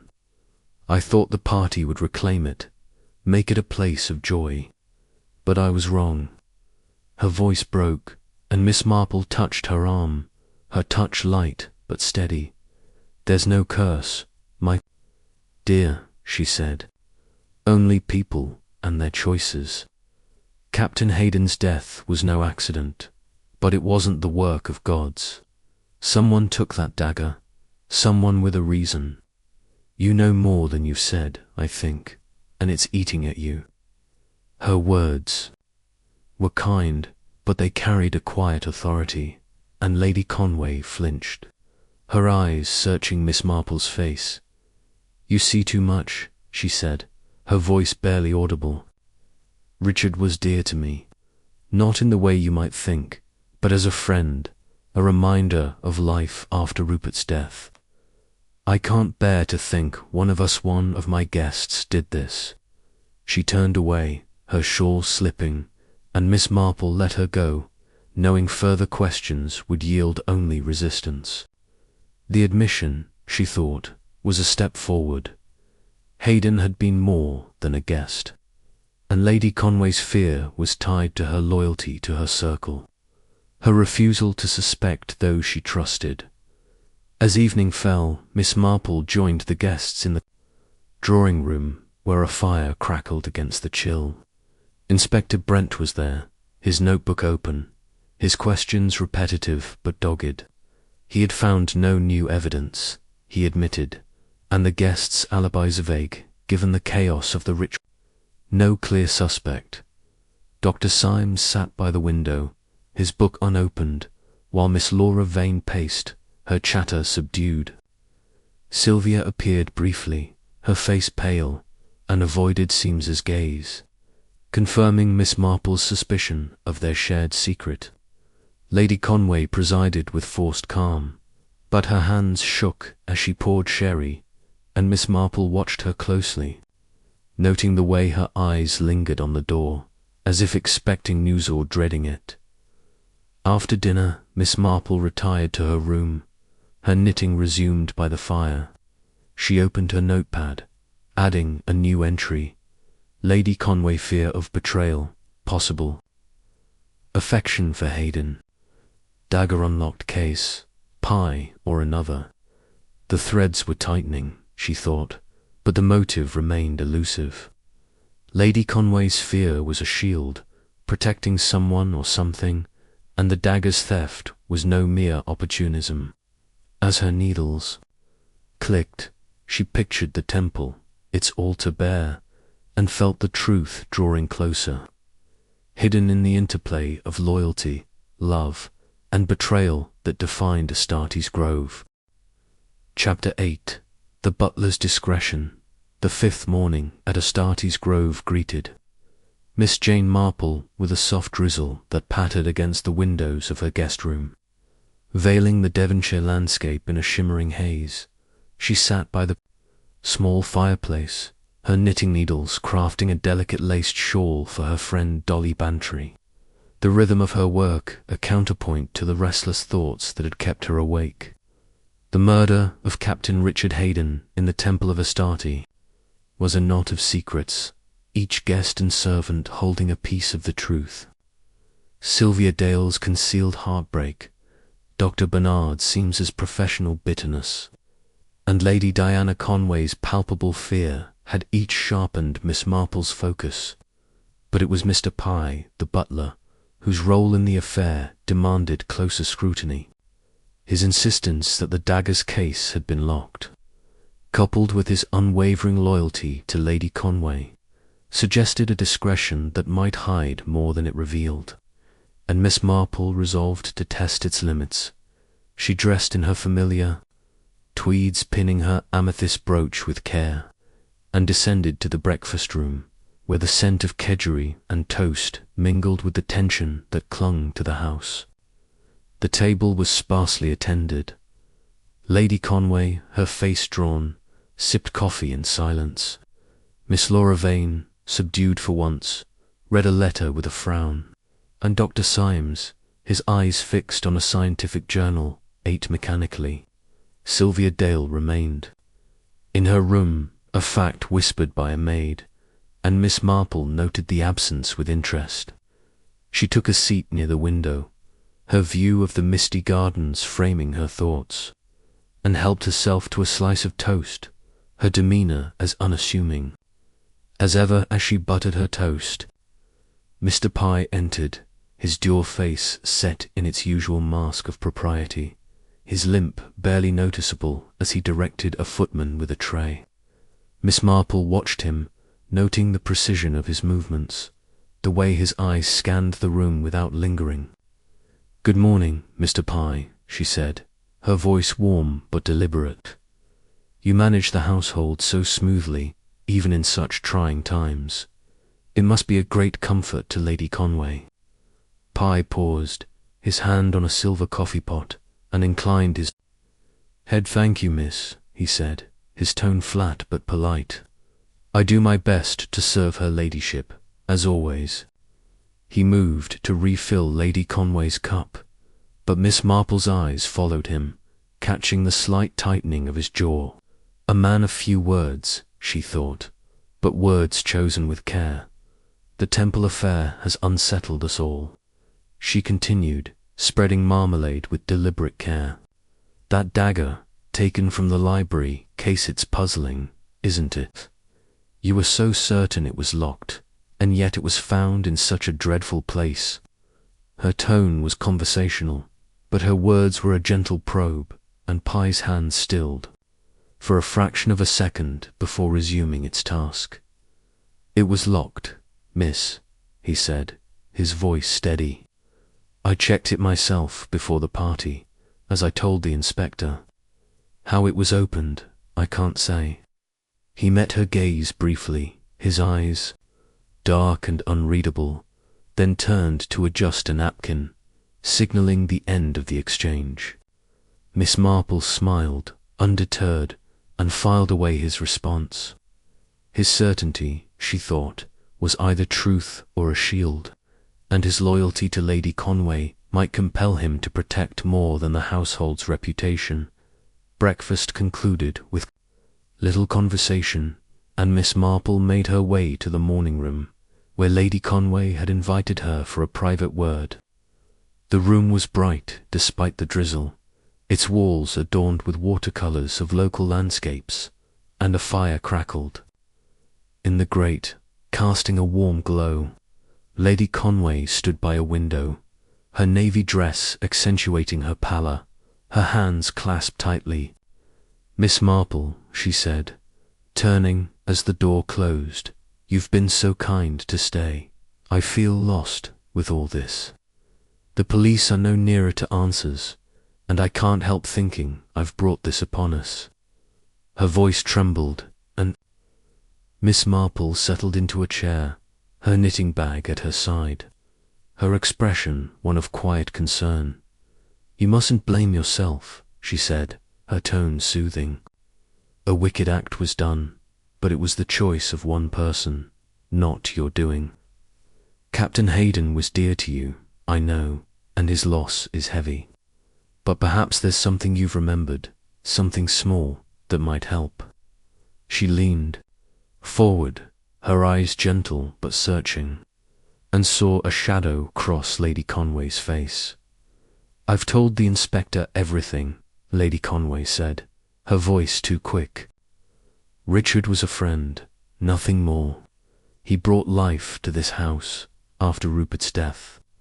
I can't imagine who would hate him enough to—" She stopped, her hands twisting, and Miss Marple noted the evasion, the way her gaze slid to the fire. "Hatred is one motive," Miss Marple said, folding her hands. "But love or jealousy can be just as deadly.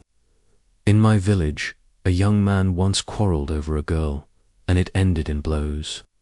Not murder, thank goodness, but the passion was there. You knew your guests, their connections to Captain Hayden might one of them have felt more than they showed." Her words were soft, but they struck a nerve, and Lady Conway's breath caught. "I don't know," she said, her voice barely audible. "I invited them all in good faith. Sylvia was fond of him, perhaps, but that was over. And Dr. Symes, they worked together, but I saw no enmity." She turned away, her shoulders rigid, and Miss Marple let the silence linger, knowing pressure would only close the door. "Thank you for speaking with me," she said, rising. "I'll keep watching, as you asked." She left the room, her knitting bag over her arm, her thoughts on Lady Conway's fear.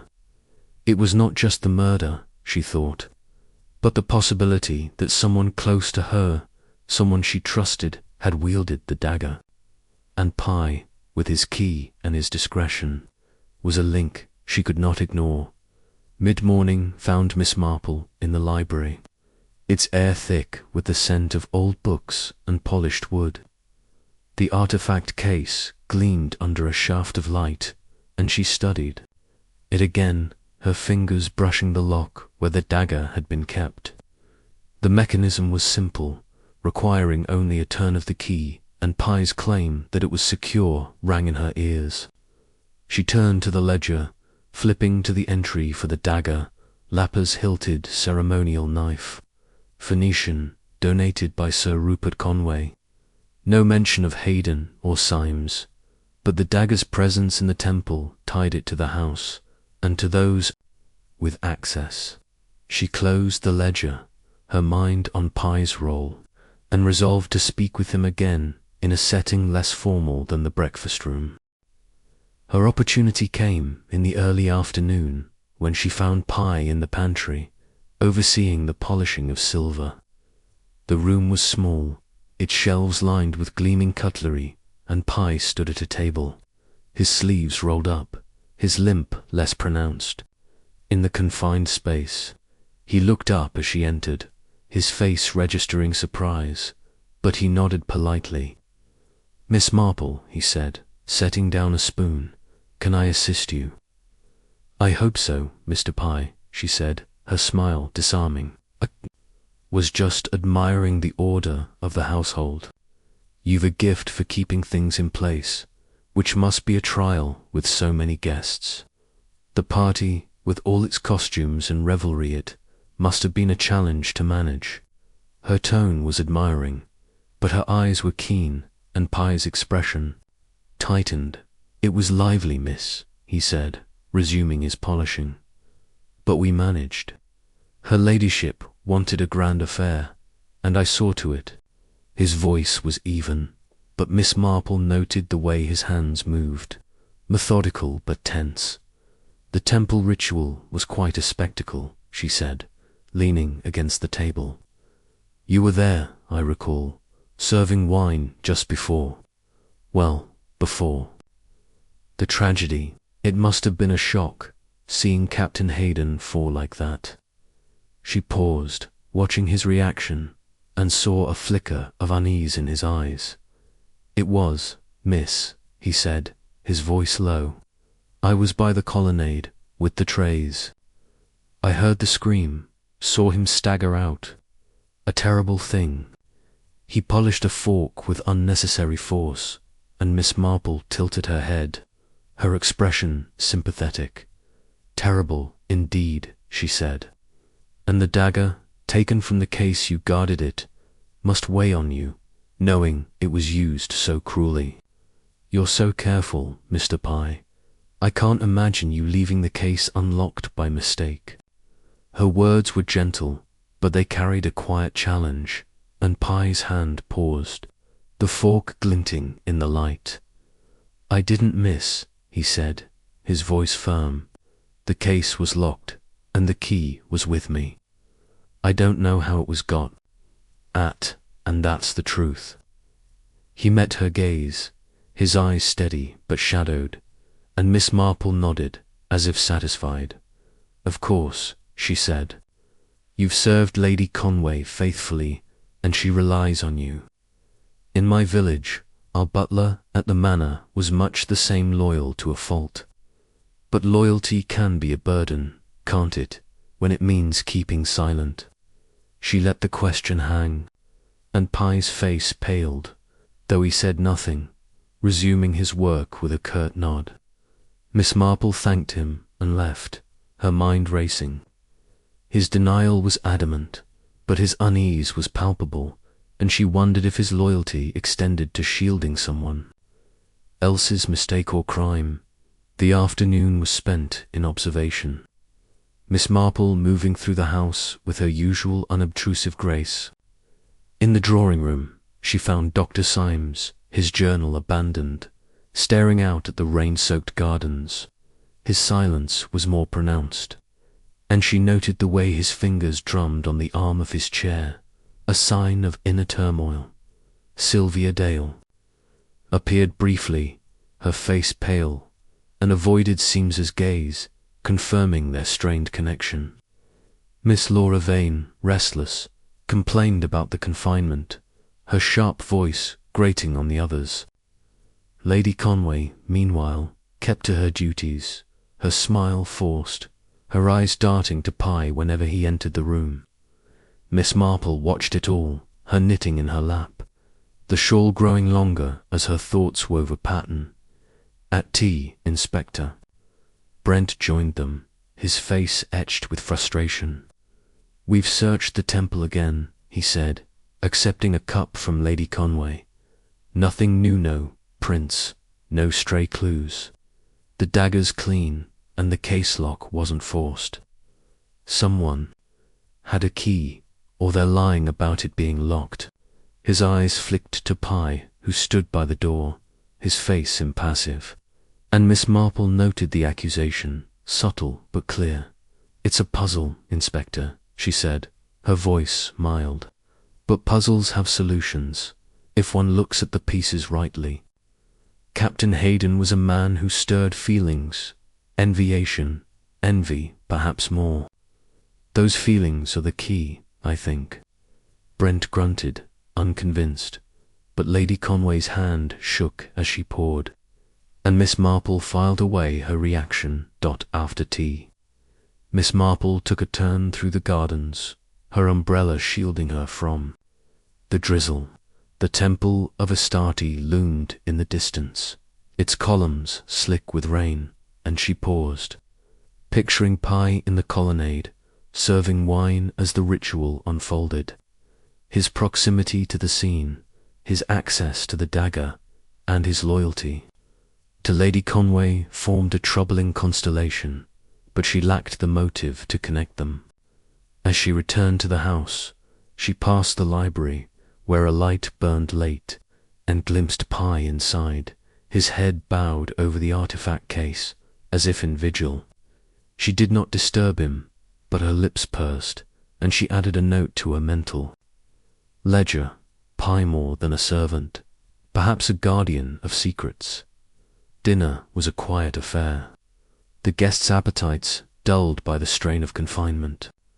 Lady Conway spoke of closing the temple permanently, her voice faltering, and Dr. Symes nodded, his eyes on his plate.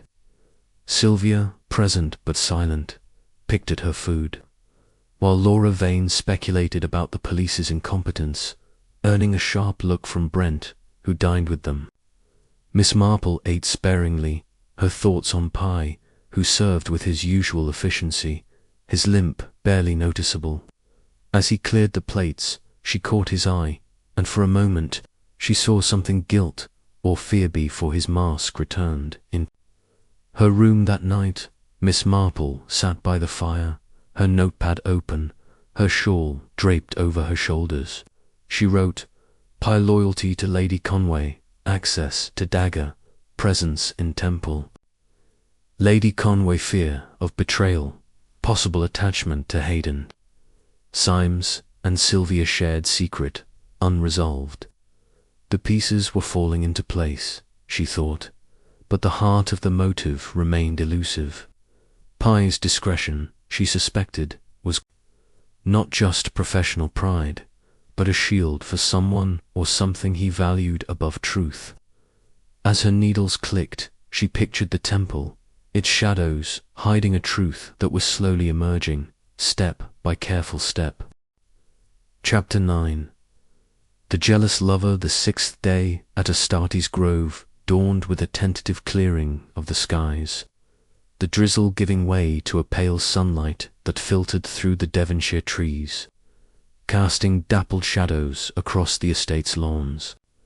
Miss Jane Marple sat in the morning room, her knitting needles crafting a delicate baby bonnet for her great-niece. The soft click of wool and steel a steady rhythm against the quiet hum of the house. The murder of Captain Richard Hayden in the Temple of Astarte had woven a web of suspicion, its strands tightening round the guests and servants she had observed over the past days. Sylvia Dale's concealed heartbreak, Dr. Bernard Seames's professional resentment, Lady Diana Conway's unspoken fear, and Mr. Pi's guarded discretion had each revealed facets of the truth. But Miss Marple's instincts told her the heart of the matter lay in the interplay of passion and betrayal. The overheard argument between Sylvia and Symes, "You knew, and you did nothing," echoed in her mind, and she sensed the time had come to draw the threads together, to reveal the jealous lover at the core of the crime. Miss Marple had risen. Early, her sleep punctuated by the image of the temple's altar, the white rose crushed in Hayden's hand, and the golden idol of Astarte, its emerald eyes a silent witness. Over a simple breakfast of tea and a buttered roll in her room, she had reviewed her notes, adding a new entry. Sylvia and Symes shared knowledge, possible collusion or conflict, jealousy as motive, tied to Hayden's charm. The pieces were aligning, and she resolved to confront the key players, to test her theory in the light of day. She dressed in her familiar tweeds, her amethyst brooch gleaming softly, and descended to the drawing-room, where Lady Conway had arranged for the guests to gather after Inspector Brent's latest inquiries. The drawing-room was a study in tension, its damask curtains drawn to admit the weak sunlight, its air heavy with the scent of wood smoke and unease. Lady Conway stood by the fireplace, her grey dress accentuating her pallor, her hands clasped tightly. Sylvia Dale sat in a corner, her delicate frame hunched, her eyes red-rimmed but dry, a handkerchief twisted in her lap. Dr. Symes leaned against a bookcase, his black suit as sombre as his expression, his fingers tapping restlessly. Miss Laura. Vane paced near the window, her navy dress rustling, her sharp features set in a scowl. Mr. Pye moved silently, offering tea from a silver tray, his jaw face betraying nothing, though Miss Marple noted the slight tremor in his hand as he served. Sylvia. Inspector Brent, his ruddy face etched with frustration, stood by the door, his notebook open, his constable at his side. Miss Marple took a seat near the fire, her knitting bag at her feet, her small figure unremarkable amid the grandeur. She accepted a cup of tea from Pye, her smile gentle, and listened as Brent addressed the room. "We've gone over the temple again," he said, his voice gruff. "No new evidence, no prints, no stray items. The dagger was wiped clean, and the case lock shows no tampering. Someone had a key, or the case wasn't locked, despite what's been said." His eyes flicked to Pye, who stood impassive, and Miss Marple noted the accusation, subtle but deliberate. "I need the truth," Brent continued. "Captain Hayden was killed for a reason, and one of you knows more than you're saying." Murmur rippled through the room, but no one spoke, and Miss Marple's needles began to click, drawing a few glances but no comment. She observed the guests, Sylvia's hunched shoulders, Seames's clenched jaw, Lady Conway's nervous glance toward Pye. The silence was heavy, and Miss Marple knew it was her moment. She set her knitting aside, her hands folded, and rose, her small stature commanding attention through sheer presence. "Inspector Brent," she said, her voice clear but mild, "if I may, I'd like to share a few thoughts. I'm only a guest."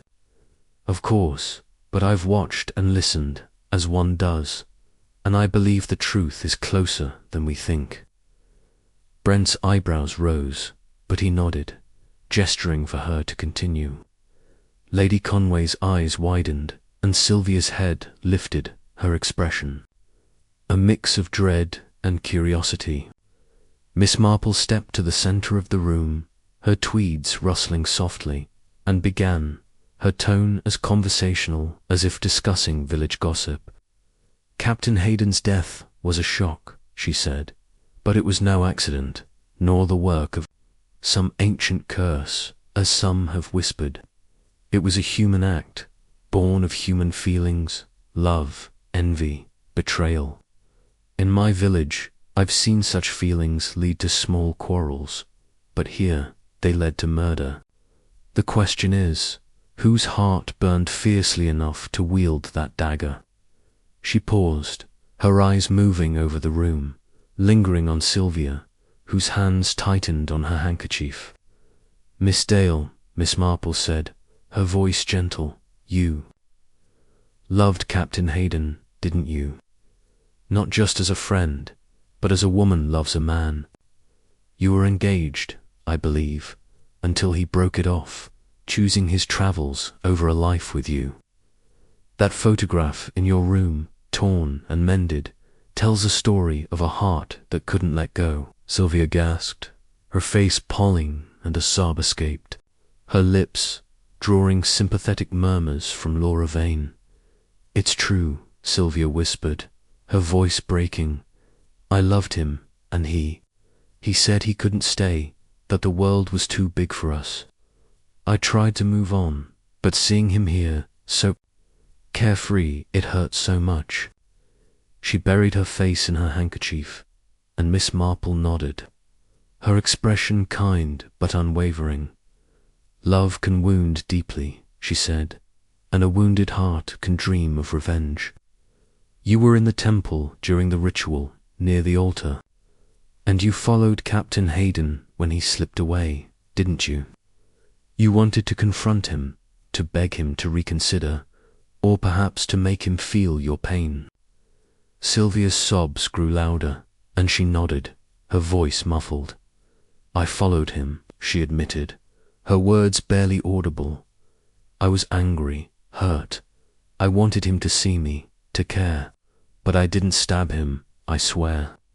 I saw him in the shadows, and then he screamed, and I ran back to the altar, terrified.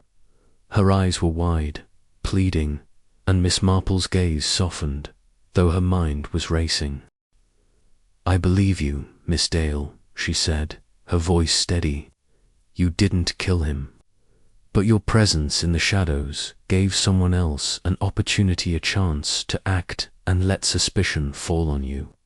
She turned, her eyes finding Dr. Symes, who had straightened, his face ashen, his hands clenched at his sides.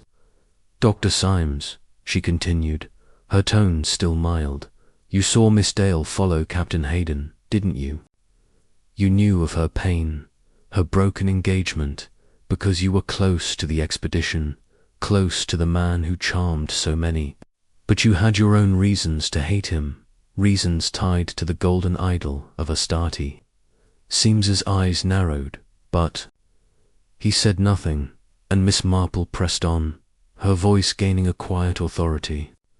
The idol was your discovery, found in a buried shrine in Mesopotamia. But Captain Hayden claimed it as his own, presenting it to Lady Conway, who funded your work. You resented his fame, his ease with her favor, and perhaps more his ability. To win hearts, you could not. You saw Miss Dale's distress as a chance, a way to rid yourself of a rival and let her take the blame. The room was silent, save for Sylvia's soft sobs and the crackle of the fire. And Symes's face contorted, a mix of anger and fear. That's absurd, he said, his voice low but shaking. I had no reason to kill Richard. We disagreed. Yes, but murder. You've no proof. His words were defiant, but his eyes darted to the door, and Miss Marple's lips pursed, her expression serene. Proof is in the details, she said. The dagger was taken from the library case, which Mr. Pye swore was locked. But Mr. Pye, loyal to Lady Conway, might have been persuaded to leave it unlocked, or to look the other way if he believed it served her interests. She turned to Pye, who stood frozen, the tea tray trembling in his hands. Mr. Pye, she said, her voice gentle, you love your mistress, don't you? You've served her for 20 years, and you'd do anything to protect her happiness. Did someone suggest the dagger could be used to settle a score, to remove a man who stirred trouble in her circle? Pye's face paled, and the tray slipped, a cup clattering to the floor. I didn't know, he stammered, his Dior mask crumbling. The case was locked, I swear, but I left the key on the table for a moment, during the party. I thought it was safe. I never meant. His voice broke, and Lady Conway gasped, her hand flying to her mouth. Pye, what are you saying? She whispered, her eyes wide with shock. Miss Marple nodded, her gaze returning to Symes, who had taken a step toward the door, his face a mask of panic. You took the key, Dr. Symes, she said, her voice cutting through the tension. You saw your chance in the temple, with Miss Dale's emotions raw and the ritual's chaos as cover. You stabbed Captain Hayden, knowing suspicion would fall on her jealousy, her presence in the shadows. The idol, the dagger, the temple, they were your stage, and you played it well, until now.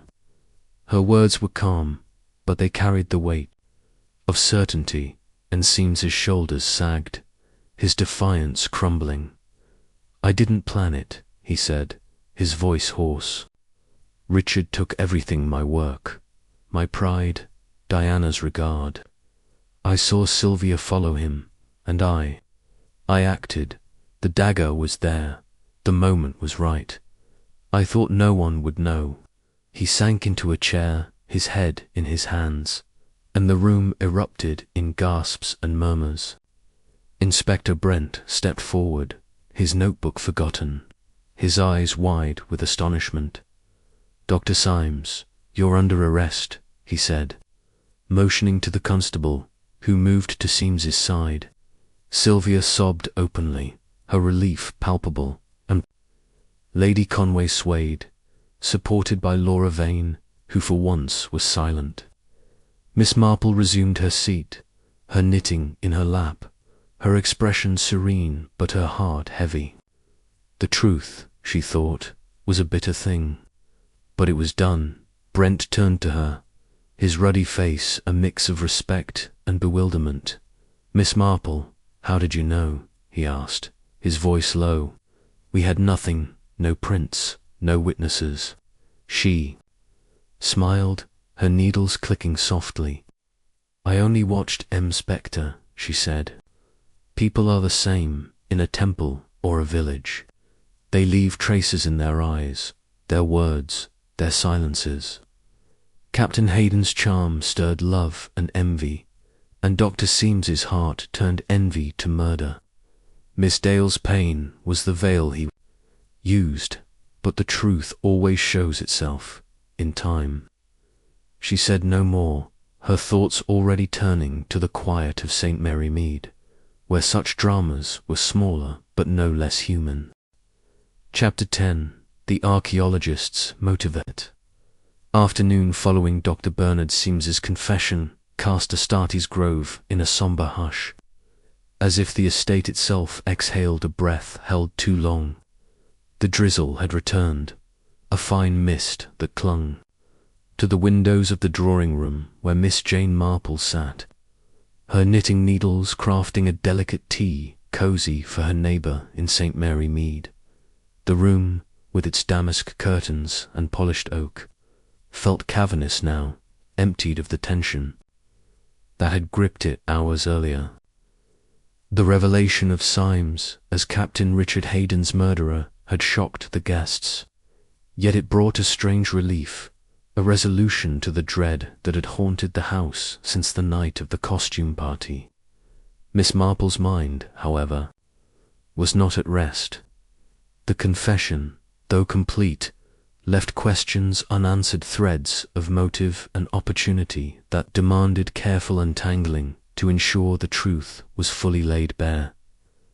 She had remained in the drawing room after Inspector Brent led Symes away, the constable's firm grip on the archaeologist's arm, a stark contrast to the man's defeated slump.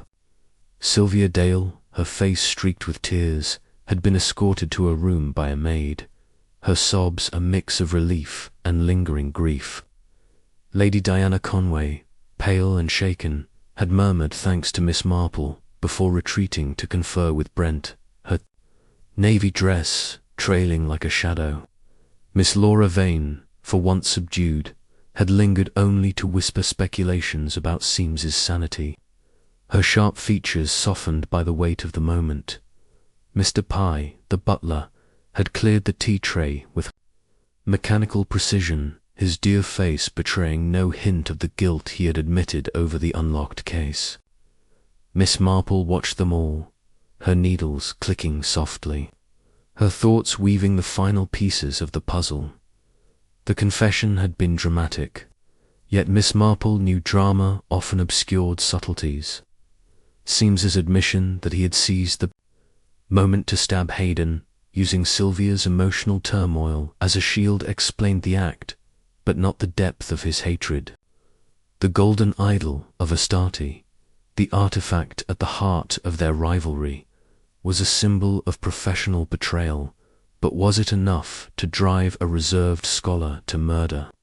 And what of Lady Conway's role, her funding of the expedition, her evident fondness for Hayden?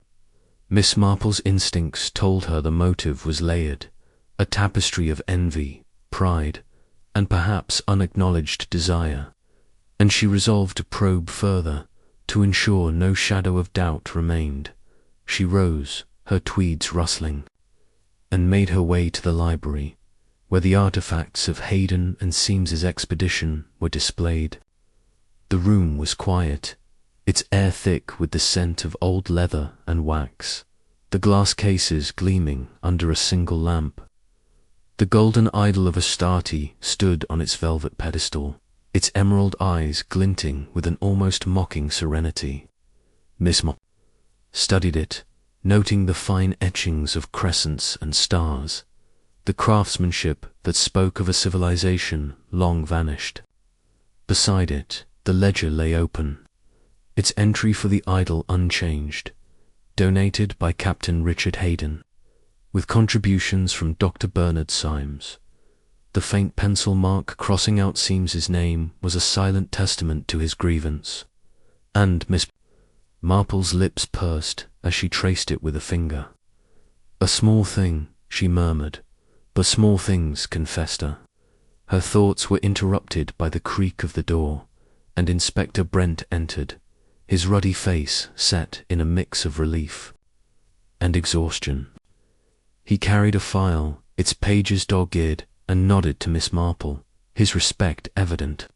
"Miss Marple," he said, setting the file on a table, "you've done us a service today. Symes is in custody, and he's talking more than I expected. But I'd value your thoughts, if you've a moment. There's something about his story that doesn't sit right." He rubbed his chin, his eyes narrowing, and Miss Marple settled into a chair, her knitting bag at her side, her expression attentive. "I'm happy to help, Inspector," she said, her voice mild.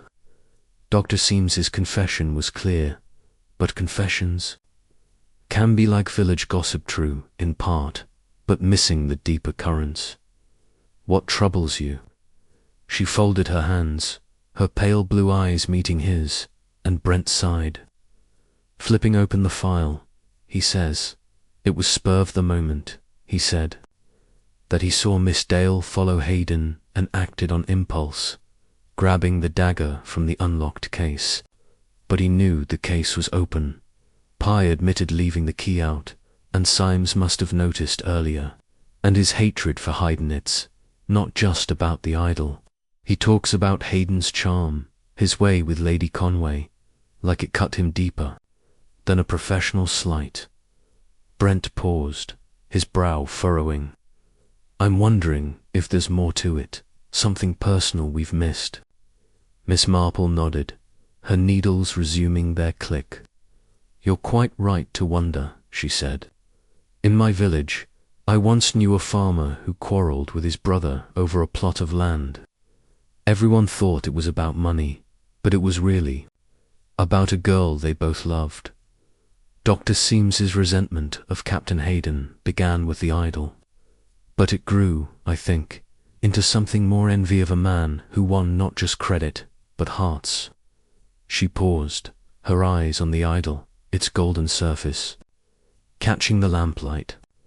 Lady Conway's regard for Haydon, her funding of his expeditions, her warmth toward him, those would have stung a man like Symes, who valued her patronage and perhaps hoped for more. Brent's eyes widened, and he leaned forward, his file forgotten. "You think Symes was in love with her? Lady Conway, I mean." His voice was low, as if the idea were too bold, but Miss Marple's smile was serene, her needles steady. "Love is a strong word," she said, "but admiration can turn to longing, especially in a man who feels overshadowed. Dr. Symes is reserved, meticulous, not given to charm like Haydon. To see Lady Conway wealthy, cultured, a widow drawn to a man who took his discovery would have been a double wound. The idol was his pride, but her favour was his dream, and Haydon held both." She paused, her eyes meeting Brent's. "Did he mention Lady Conway in his confession, beyond her role as their patron?" Brent flipped through his notes, his finger tracing a line. He said she was blinded by Hayden, that she saw only his stories, not the work behind them. He sounded bitter, like it was personal, but he didn't say he loved her, not outright. He looked up, his expression thoughtful. You think that's what pushed him over the edge? I think it's part of it, Miss Marple said, her voice soft but certain. Envy is a poison, Inspector, and it grows in the heart. Symes saw Hayden as a thief of his work, his recognition, and perhaps Lady Conway's esteem. The temple, with its shadows and Miss Dale's distress, gave him the moment, but the motive was brewing long before.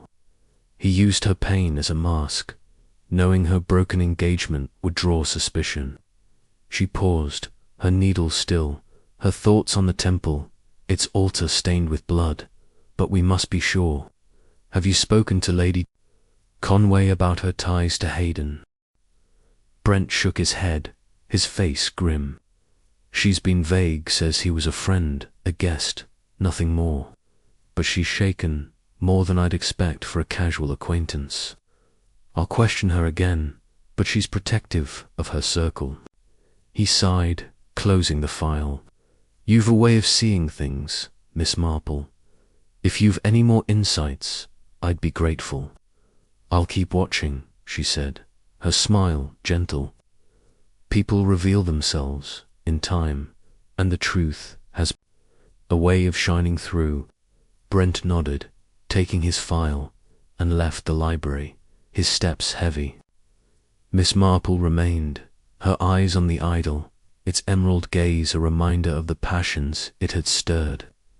She rose, her knitting bag over her arm, and made her way to the drawing room, where she hoped to find Lady Conway to test her theory with. The subtlest of probes. The drawing room was nearly empty, the guests scattered after the morning's upheaval.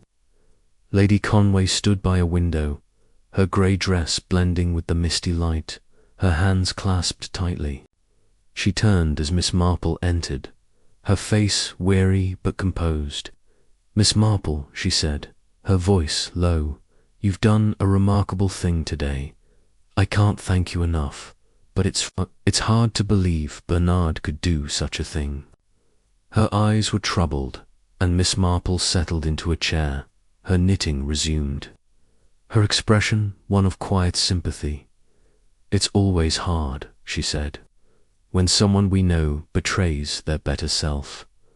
Dr. Symes was a man of intellect, but intellect can't guard against envy. Captain Hayden's charm was a light that cast others in shadow, and Dr. Symes felt that shadow keenly.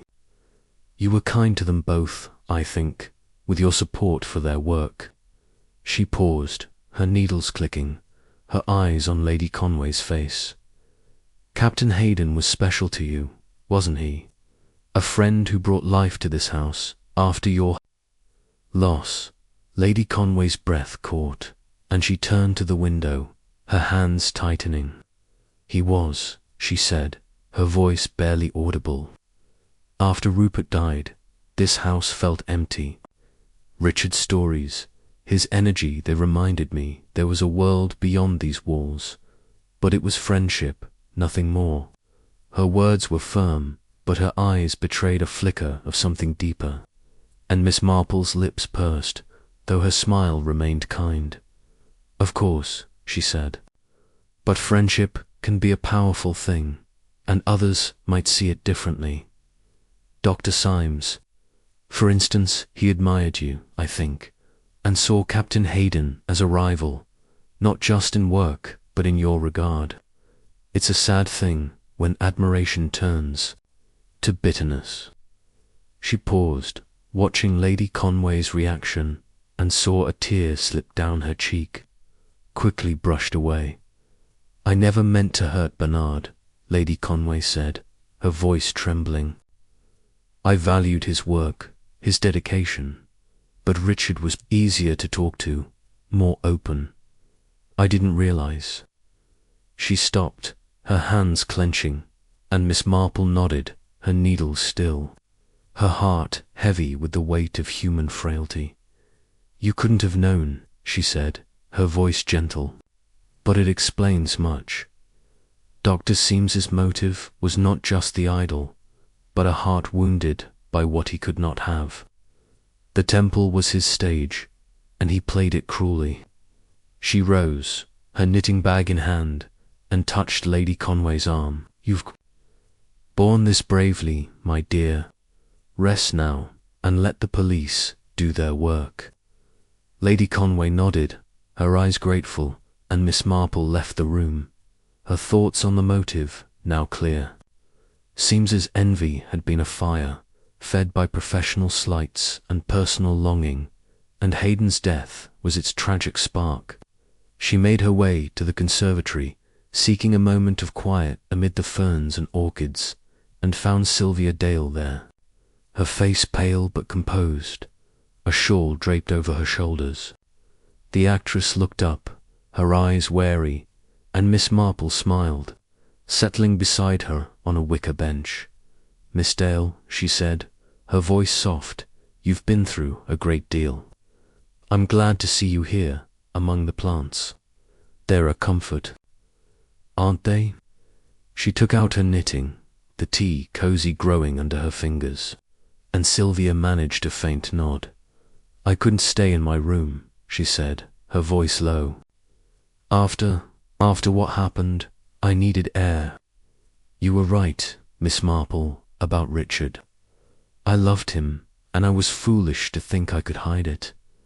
But I didn't kill him, and now I can breathe again." Her eyes filled, but she held herself steady, and Miss Marple patted her hand, her touch light but reassuring. "You were brave to speak the truth," she said. "Your pain was real, and Dr. Simes used it cruelly. But it's over now, and you'll find your way in time." She paused, her needles clicking, and added, "You knew Dr. Simes was bitter, didn't you? That day in the garden, when you argued, you felt he understood your hurt, but did nothing to stop the tragedy." Sylvia's eyes widened, and she nodded, her voice barely audible. "He knew Richard had hurt me," she said. "We talked, once, about the expedition, about how Richard took credit for everything. I thought he was my friend, but he used me." Her voice broke, and Miss Marple's heart ached for her, though her mind was clear. "He did," she said, "but the fault is his, not yours. Go on now, and live your life, Miss Dale. You're stronger than you know." Sylvia managed a small smile, and Miss Marple left her, her thoughts on the temple, its shadows now dispelled by the light of truth. As evening fell, Miss Marple joined the guests for a subdued dinner, the dining room's chandelier casting a soft glow over the table. Lady Conway presided with quiet grace, her eyes still shadowed but her manner steadier. Sylvia ate sparingly, her face calm, while Laura Vane, her chatter muted, spoke of returning to London. Mr. Pye served with his usual efficiency, his limp slight, his face a mask once more. Inspector Brent, dining with them, reported that Simes had been taken to the station. His confession formalized, and Miss Marple listened, her knitting in her lap, the tea cosy nearly complete. After dinner, she retired to her room, her notepad open by the fire. She wrote, "Simes' motive, rooted in envy and unrequited longing. Lady Conway in Whitting, catalyst. Sylvia Pon in his scheme. Pye and Whitting, enabler." The truth was complete, she thought, a sad tale of human weakness played out in a temple's shadows. As her needles clicked, she pictured St. Mary Mead, its quiet lanes a world away from Astarte's grove, yet bound by the same truths of the heart. The case was closed, but its echoes would linger, a reminder that even the grandest stages hid the simplest, most human of sins. Chapter 11.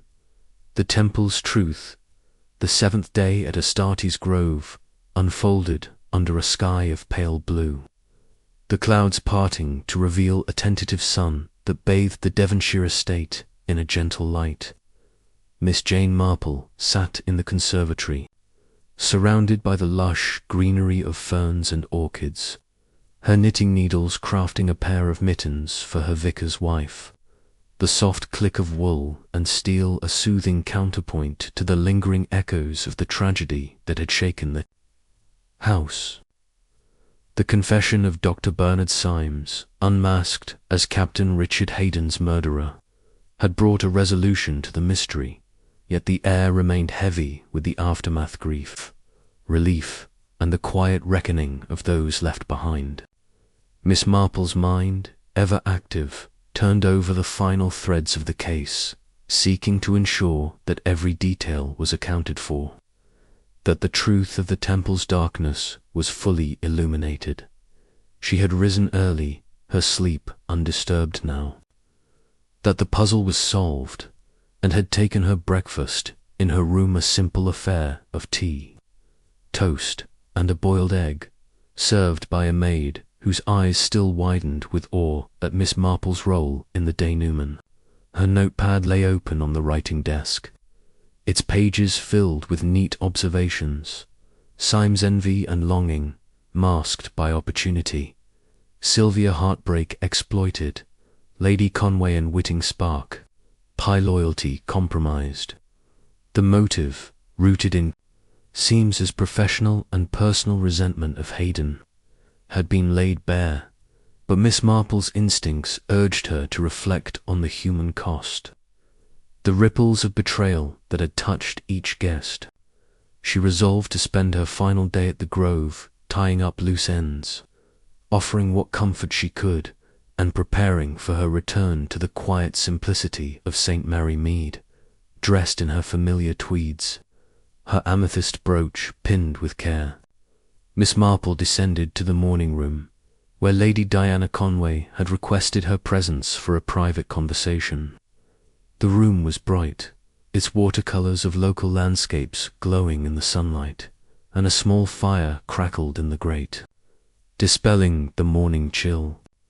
Lady Conway stood by a table, arranging a vase of white roses, perhaps, an unconscious echo of the flower crushed in Haydon's hand, and turned as Miss Marple entered, her face weary but softened by gratitude.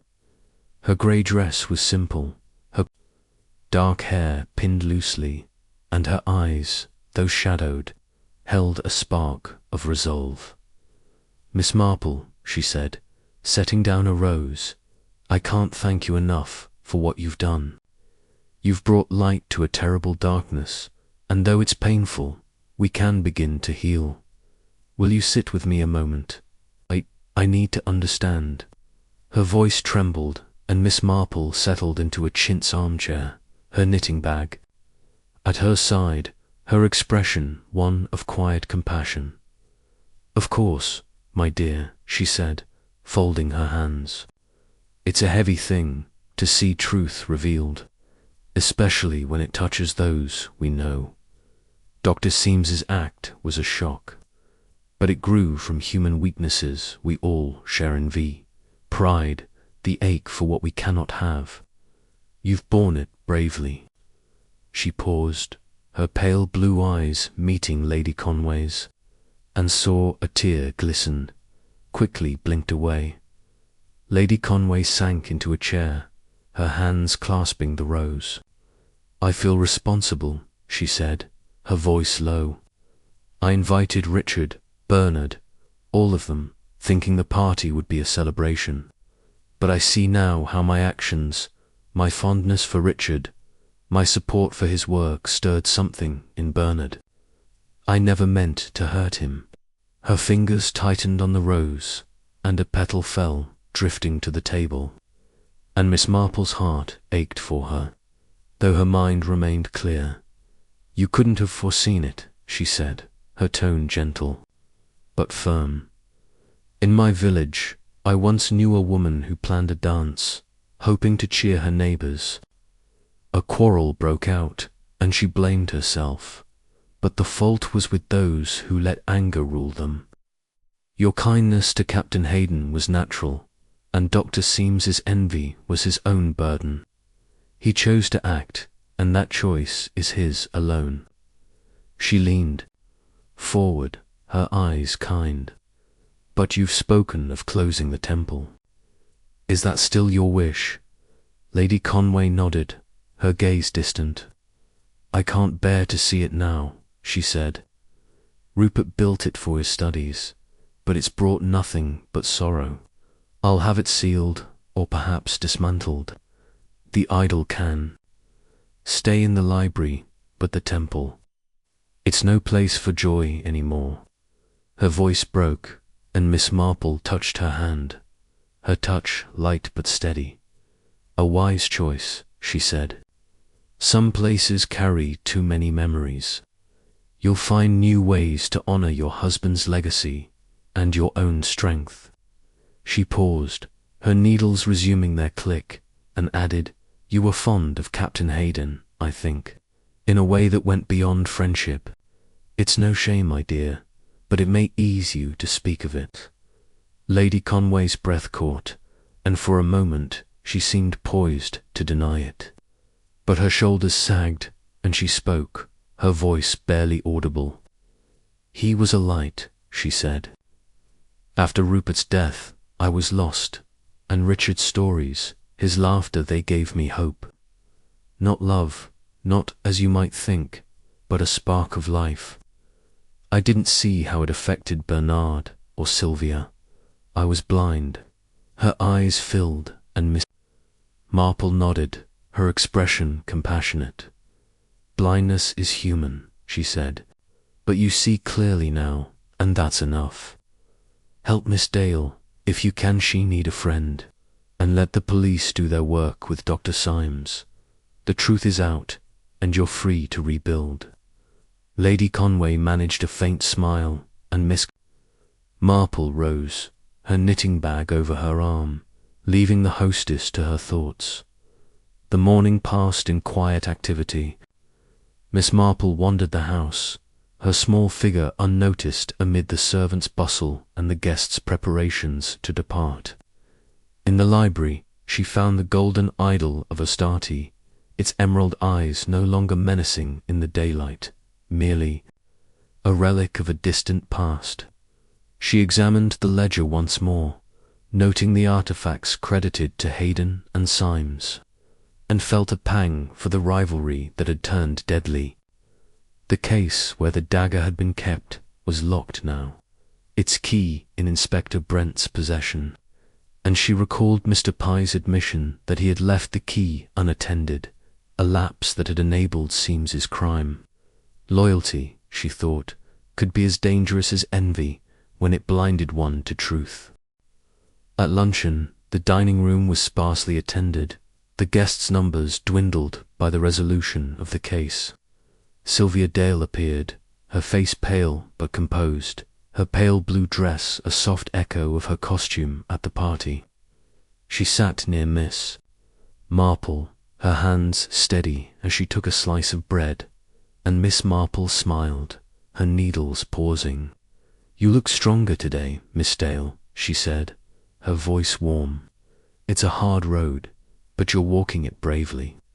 Sylvia's eyes met hers, grateful but shadowed.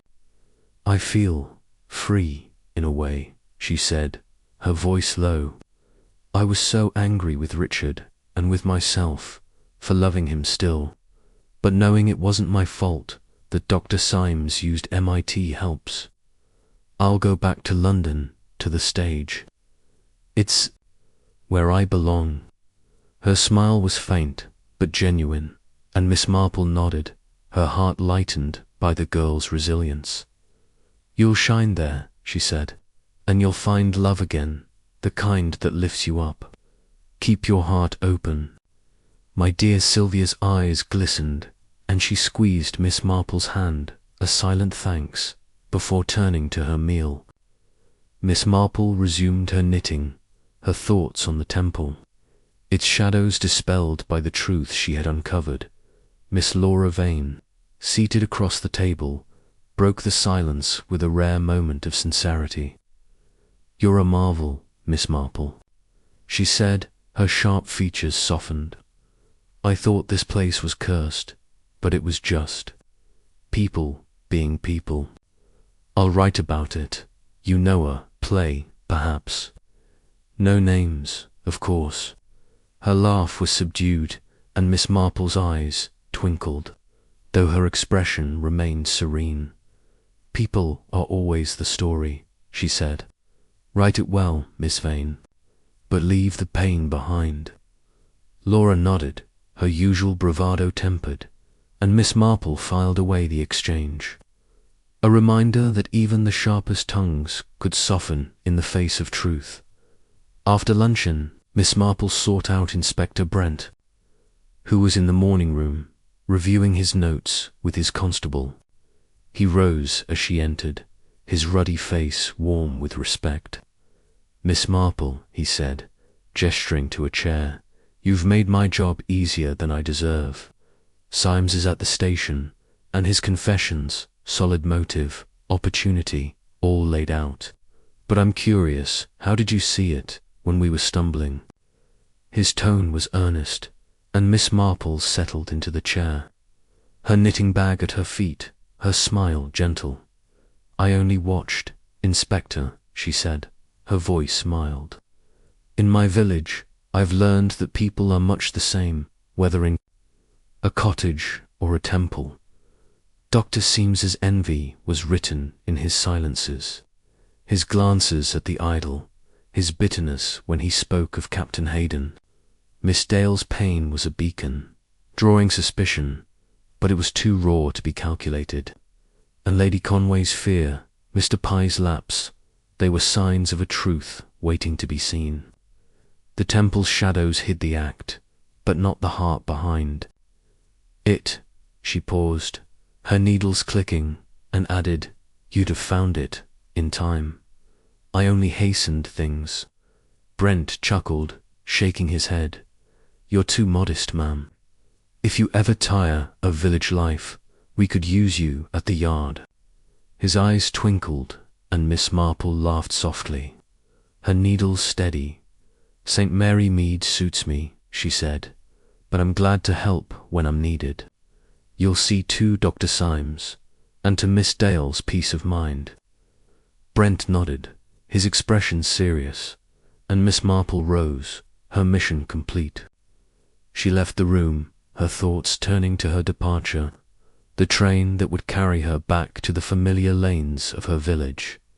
In the late afternoon, she took a final walk through the gardens, her shawl draped against the cooling air. The temple of Astarte stood silent, its columns gleaming in the sunlight, its altar bare of blood and silk. She paused, picturing Hayden's fall, the dagger's gleam, and felt a quiet satisfaction that the truth had prevailed. The idol, now in the library, was a relic, not a curse, and the temple's power was only what human hearts brought to it. "No goddess needed," she murmured, "when passion rules." She turned away, her steps light, and made her way to the house where her suitcase waited, packed with her tweeds and the grey silk gown of her priestess costume. Lady Conway met her in the hall, her face brighter, though still touched by sorrow. "Miss Marple, you're leaving us," she said, her voice warm. "I wish you'd stay another day to rest after all you've done. You've given us back our peace." Her eyes were sincere, and Miss Marple smiled, touching her arm. "You're kind, Lady Conway," she said, "but my village calls me. You've a strong heart, and you'll make this house a home again. Look after Miss Dale, and let the temple rest." Lady Conway nodded, her eyes glistening, and Miss Marple stepped into the waiting car, her knitting bag at her side. The driver loading her suitcase with care. The train to St. Mary Mead was a quiet one, its rhythm soothing as the countryside. Rolled past, Miss Marple sat by the window, her knitting in her lap, the mittens nearly complete. She thought of the temple, its shadows and its truth, and of the people who had played their part: Sylvia's pain, Seames's envy, Lady Conway's fear, Pye's loyalty. They were no different from her neighbours, she thought, their hearts laid bare by circumstance. As the train neared her station, she tucked her knitting away, her mind already turning to the next small mystery that awaited in the lanes of St. Mary Mead, where human nature, in all its frailty, was ever the same. Chapter 12.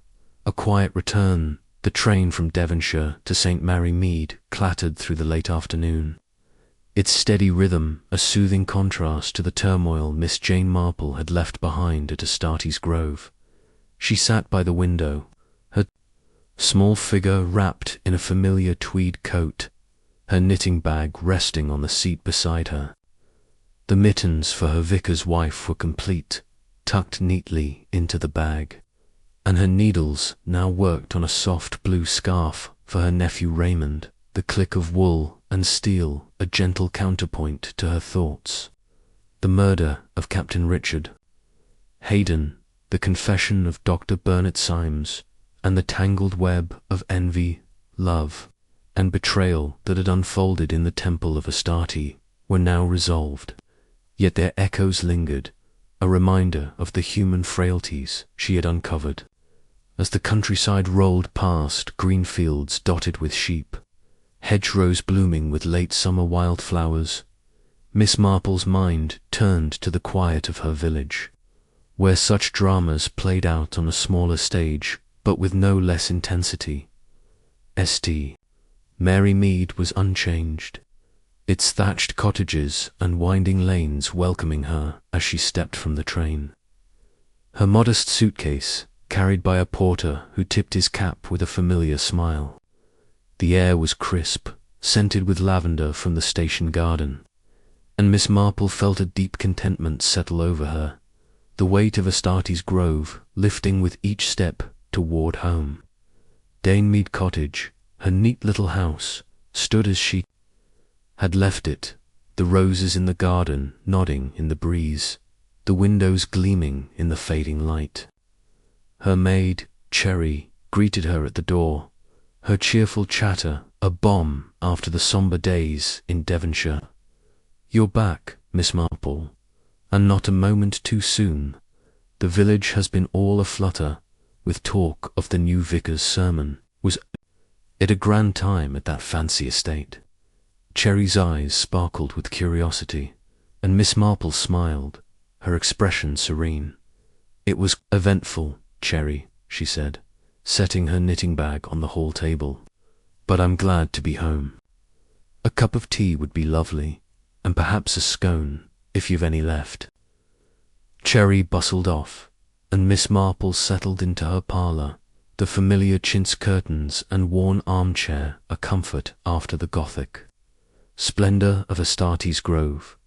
She took out her knitting, her needles resuming their work, and let her thoughts drift to the case, its details as vivid as the roses outside her window. The murder had been a study in contrasts, the opulent setting of the temple, with its golden idol and silken drapes, against the raw passions that had driven Symes to kill, his envy of Haydon's charm, his resentment over the stolen credit for the idol, and his unspoken longing for Lady Conway's favour, had woven a motive as intricate as any tapestry. Sylvia Dale's heartbreak, exploited as a distraction, had nearly cast her as the villain, while Lady Conway's fear and Mr. Pye's lapse had added layers of complexity. Miss Marple's role, as always, had been to observe, to listen to the silences between words, to see the truth in glances and gestures. It was no different, she thought, from unravelling the small scandals of St. Mary Mead lost brooch. A whispered offer only, the stakes had been higher, the stage grander, as Cherry brought the tea tray. Miss Marple's thoughts turned to the people she had left behind. Lady Conway, with her resolve to close the temple, would find a way to reclaim her home, to make it a place of light again. Sylvia, young and resilient, would return to the stage, her heart bruised but healing. Miss Laura Vane, with her sharp tongue and newfound humility, might yet write a play that captured the tragedy without its pain. And Mr. Pye, his loyalty tested but intact, would serve on, perhaps with a keener eye for the keys in his care. Dr. Symes, now facing justice, was the saddest figure, a man whose intellect had been no shield against the poison of envy. Miss Marple sighed, her needles pausing, and sipped her tea, its warmth a reminder of the simple pleasures that grounded her. The evening brought a visitor, as she had expected. Dolly Bantry, her friend and confidant, swept into the parlour in a flurry of floral perfume and tweed, her face alight with curiosity. "Jane, you're back," she exclaimed, settling onto the sofa with a rustle. "I've been dying to hear about this Astarte's Grove business. The papers mentioned a murderer-dashing explorer stabbed in a temple, and you were there, of course, solving it all. Tell me everything." Her eyes sparkled, and Miss Marple laughed softly, her needles clicking as she resumed her work. "It's not so dramatic as the papers make out, Dolly," she said, her voice mild. "A sad affair, really, but not unlike our own village troubles.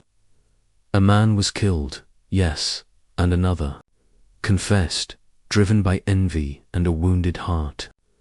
But it's the people I think of, how they carry on after such things."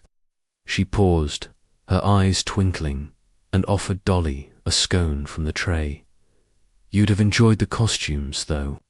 Such silks and feathers, like a pageant at the vicarage, only grander." Dolly leaned forward, her scone forgotten. "But who did it, Jane, and why? The papers said something about an archaeologist, but it's all so vague. Was it jealousy, or money, or what?" Her enthusiasm was infectious, and Miss Marple's lips curved, though her tone remained measured. "Jealousy, mostly," she said, "though not the kind you'd think. Captain Hayden was a charming man, full of stories, and he won hearts easily too easily, perhaps. Dr. Symes, his colleague, felt robbed of his work's credit and of something more personal, Lady Conway's regard. It festered, Dolly, as these things do, and the temple, with its shadows and rituals, gave him his chance. He used poor Miss Dale's pain to mask his act, but the truth came out, as it always does." She paused, her needle steady, and added, "You know how it is in St. Mary Mead, people talk, and secrets slip through." Dolly's eyes widened, and she clapped her hands. "You're a marvel, Jane. Arthur says you're wasted in this village, but I tell him you see more here than most detectives see in London. Was it dangerous, being in that house with a murderer?" Her voice held a mix of awe and concern, and Miss Marple's smile softened. "Not dangerous, my dear," she said, "just delicate. People are fragile, and their secrets are sharp. But a little observation, a little listening, and the truth shows itself. Like that time with Mrs. Price's missing silver. Everyone thought it was theft, but it was just her nephew hiding it for a prank." She chuckled, and Dolly laughed, the tension easing. They talked on, the parlour warm with firelight and friendship, and Miss Marple shared just enough of the case to satisfy Dolly's curiosity without betraying confidences. The idol of Astarte, the dagger with its lapis hilt, the white rose crushed. In Hayden's hand these, she mentioned in passing, weaving them into a tale that was both thrilling and human. Dolly listened, rapt, and when she left, promising to spread the tale suitably edited at the next village tea, Miss Marple felt a quiet pride. Not in her cleverness, but in the clarity she had brought to a darkened house. The next morning, Miss Marple resumed her routine, her days filled with the small rhythms of St. Mary Mead. She tended her roses, visited the church to arrange flowers for the altar, and joined the Women's Institute for a meeting on the upcoming fete. Yet the case at Astarte's grove lingered, a shadow in her thoughts, and she found herself reflecting on its lessons. The temple, with its grandeur and its tragedy, was no different from the village green, where gossip and grudges played out in quieter ways. Sylvia's heartbreak was like that of young Ellen, who had wept over a faithless suitor. Seames's envy echoed the squire's resentment over a neighbour's prize roses. Lady Conway's fear was not unlike Mrs. Bantry's worry when her cook left abruptly.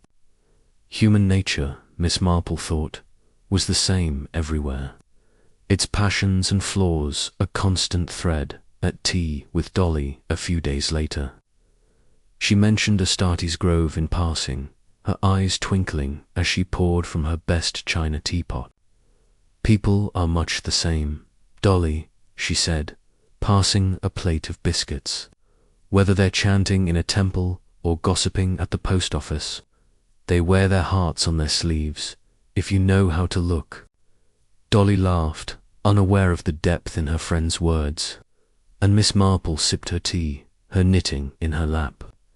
The blue scarf nearly complete, the village buzzed with its usual small dramaza, lost cat, a dispute over a garden fence butt.